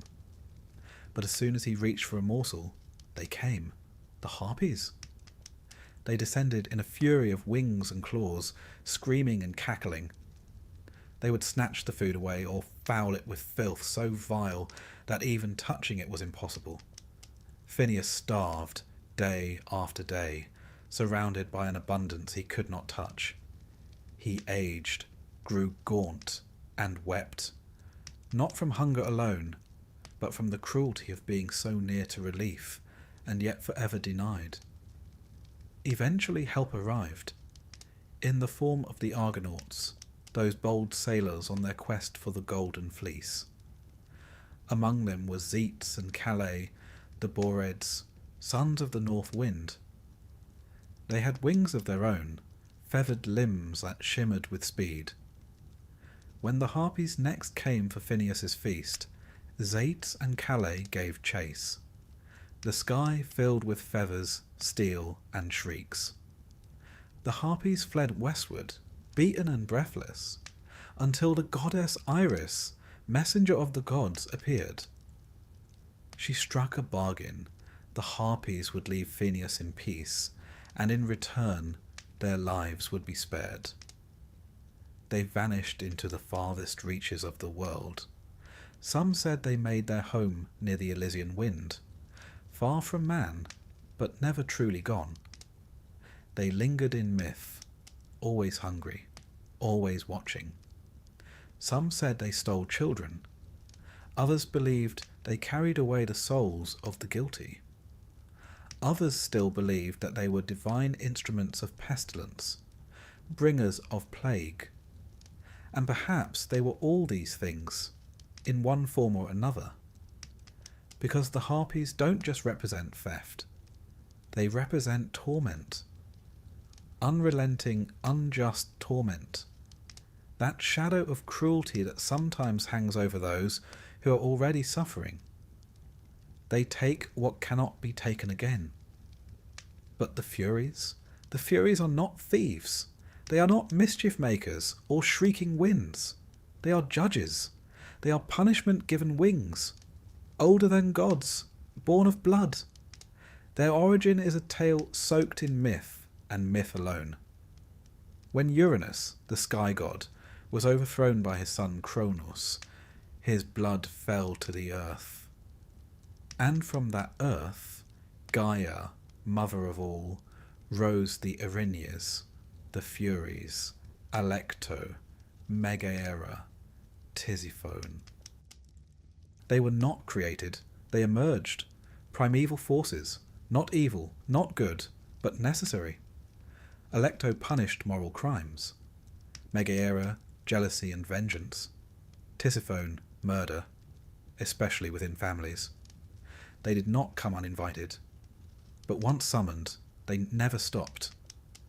The Furies are always female, but not in the gentle way mortals often imagined femininity. They are motherhood without mercy, memory without forgiveness, the part of justice that does not weep, but endures. Their hair was coiled with serpents. Their breath burned. They carried torches, scourges, and poisonous snakes. Sometimes their robes bled. Sometimes their very footsteps caused madness. Their presence brought guilt alive. Their pursuit made the mind their hunting ground. They didn't just punish you. They made you punish yourself. No crime summoned them faster than kinslaying, particularly the murder of a parent by a child. And so we return to Orestes, the son of Agamemnon and Clytemnestra. Agamemnon, who sailed to Troy, who sacrificed his daughter Iphigenia to win the winds, who returned years later only to be murdered by his wife, Clytemnestra, and her lover. And Orestes? He was told that justice demanded he avenge his father, and he did. He killed his mother. And the moment her blood hit the floor, the Furies rose. They came screaming from the cracks in the earth, not with swords, but with questions. They asked not whether Orestes was brave, but whether he was right. He fled to Delphi, to Apollo, to Athens, but they followed, into temples, into dreams, into madness. The first trial in history was held to decide his fate, not by mortals, but by gods. Athena herself cast the deciding vote, choosing mercy. Orestes was freed, but the Furies were not banished. Athena offered them a new role, not as tormentors, but as guardians of justice. She gave them a home beneath Athens, in the sacred grove of the Areopagus. There they would reside, watching over oaths, hearing the cries of the wronged. And they accepted. They became the Eumenides, the kindly ones. It was not a euphemism. It was transformation. Because even vengeance can grow tired of blood. Even fury can find peace. They still appeared, of course, in stories, in dreams, in guilt that wouldn't fade, but they had become part of justice, not its enemy. In this, the Greeks showed a profound truth, that justice is not only about punishment, it is about memory. The Furies remember. They remember what the world tries to forget, the girl silenced, the child abandoned, the murder unpunished, the lie that became law. And they wait, because time, for them, does not move as it does for mortals. They do not age, they do not sleep, they watch. And when the world turns too far from balance, they rise.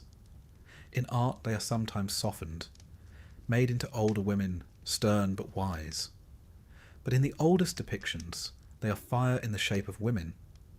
They are nightmares made noble, and they never blink. Harpies are hunger.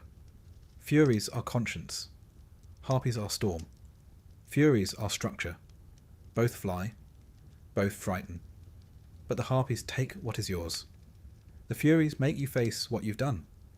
And that is perhaps more terrifying. Because monsters, as we often say, are not always outside the house. Sometimes they are inside. Sometimes they wear your name. Sometimes they sound like your own thoughts. But the furies don't arrive to harm. They arrive to remind, to weigh, to make sure you know, deep down, quietly, just before sleep, that justice is not blind. It only waits.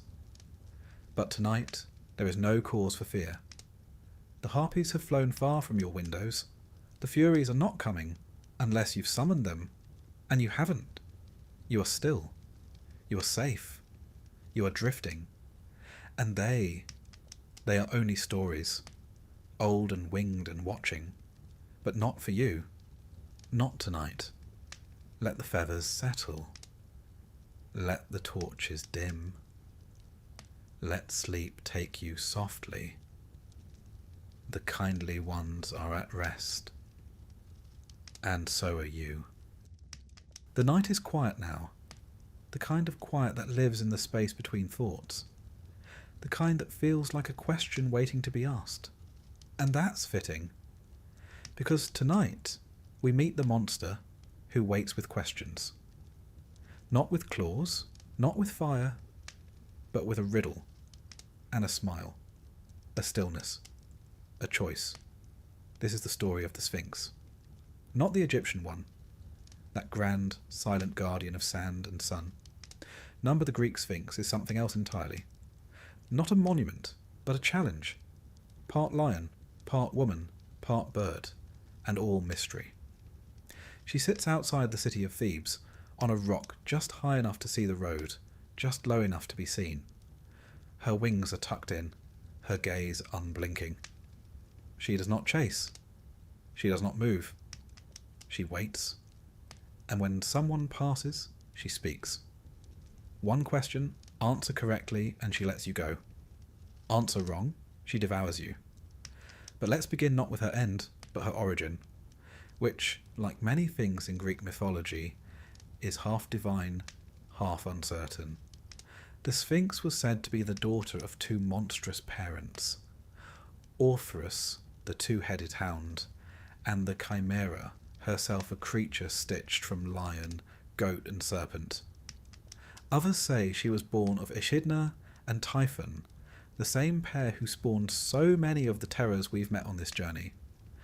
But while her siblings raged and clawed and burned, the Sphinx was given a quieter weapon, intellect. She was sent, some say by the gods, others say by fate, to punish the city of Thebes.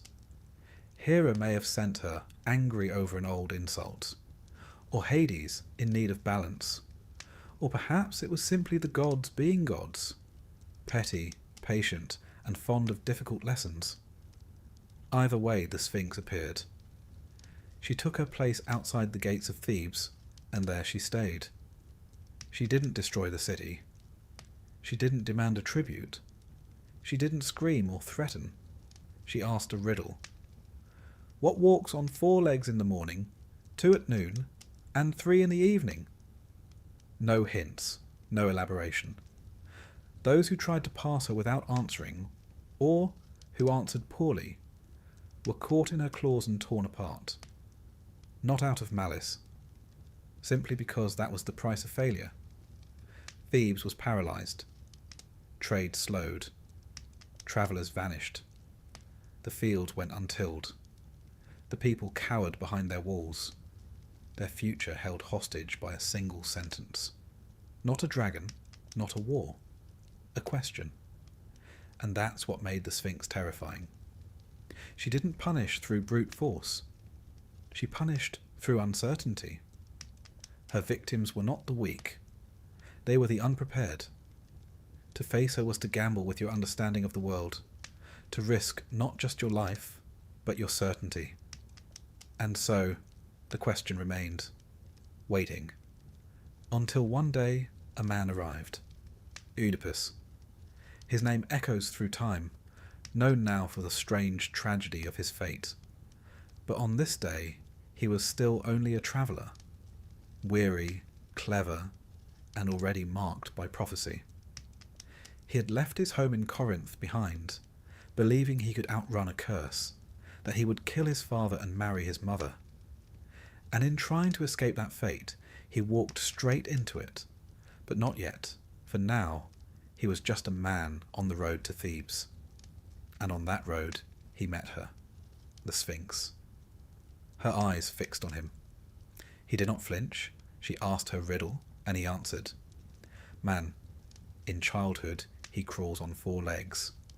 In adulthood he walks upright on 2. And in old age he walks with a cane, as with 3. The answer was simple. Obvious, perhaps. Once you heard it. But no one else had. No one else had looked at the riddle and seen not a trick, but a truth. That life itself is a riddle. That time shapes us. That we change, not just in form, but in need. Oedipus understood the riddle not as a puzzle, but as a pattern. And with that answer, the Sphinx was undone. She didn't curse. She didn't cry. She simply leapt from her rock and fell. Her body dashed against the cliffs, her wings snapping, her silence sealed. Why? Some say she was bound by magic, that once her riddle was answered, her purpose was spent. Others say she died of shame, unable to bear defeat. But perhaps she chose to go, because a riddle, once solved, is no longer sacred. A mystery, once unravelled, cannot remain a monster. And she was never really a beast. She was a question. And now she was done. Thebes rejoiced. Oedipus was hailed as a hero, married the queen, and became king. But you know, or perhaps remember, that this was not a happy ending. Because the man he killed at the crossroads, his father, and the queen he married, his mother. The riddle he solved was only the first. The harder one, the one about who he truly was, would take much longer to answer, and cost him everything. But that is another story. Let's linger here just for now, with the Sphinx. Because she's more than a monster. She is the moment before understanding. She is the stillness before speech. She is the test that cannot be passed by strength, only by reflection. The Sphinx is what waits when you stop running, when you're alone, when a question rises inside you that no one else can answer. She is not an enemy. She is a gate, and every one of us must pass her. Sometimes once, sometimes again and again. In art she appears regal and restrained, lioness body curved in repose, wings arched like thoughts on the verge of flight. Her eyes distant, not cruel, not even curious, just waiting. In the most famous depiction, a verse from the 5th century BCE, she sits on a pillar. Oedipus stands below thinking. That's all. No drama, no violence. Just a question, and a man trying to find the shape of its answer. The Greeks didn't draw her with fire or gore. They didn't need to. Because the Sphinx is terrifying not for what she does, but for what she requires. She requires you to know yourself. And there's no weapon for that, only thought. Even now she waits in our stories, in classrooms, in crossroads, in quiet moments before dawn. She lives wherever a question is asked that might change you. And she doesn't threaten, she challenges. There is something oddly comforting in that. All the monsters we've met so far, they lash, they howl, they hunger. The Sphinx? She only asks. And sometimes what she offers, that moment of understanding, is worth the risk. Because knowledge, like all sacred things, must be earned. And what we learn in silence often stays with us longer than what we learn in fire. So if you ever find yourself standing before her, not in a myth, but in a moment, don't panic. Breathe. Think. The answer may not come right away. It may feel impossible, but it is there, and she will wait. Not kindly, perhaps, but patiently, because that is what the Sphinx does. She waits for us to grow into our answers. And now she is gone. Her cliff is empty, her wings folded for good. And you, dear listener, have passed. You have walked the road, faced the riddle, spoken the words, and now you may rest. Close your eyes. The question has been asked, the answer given. The monster has stepped aside, and the gates have opened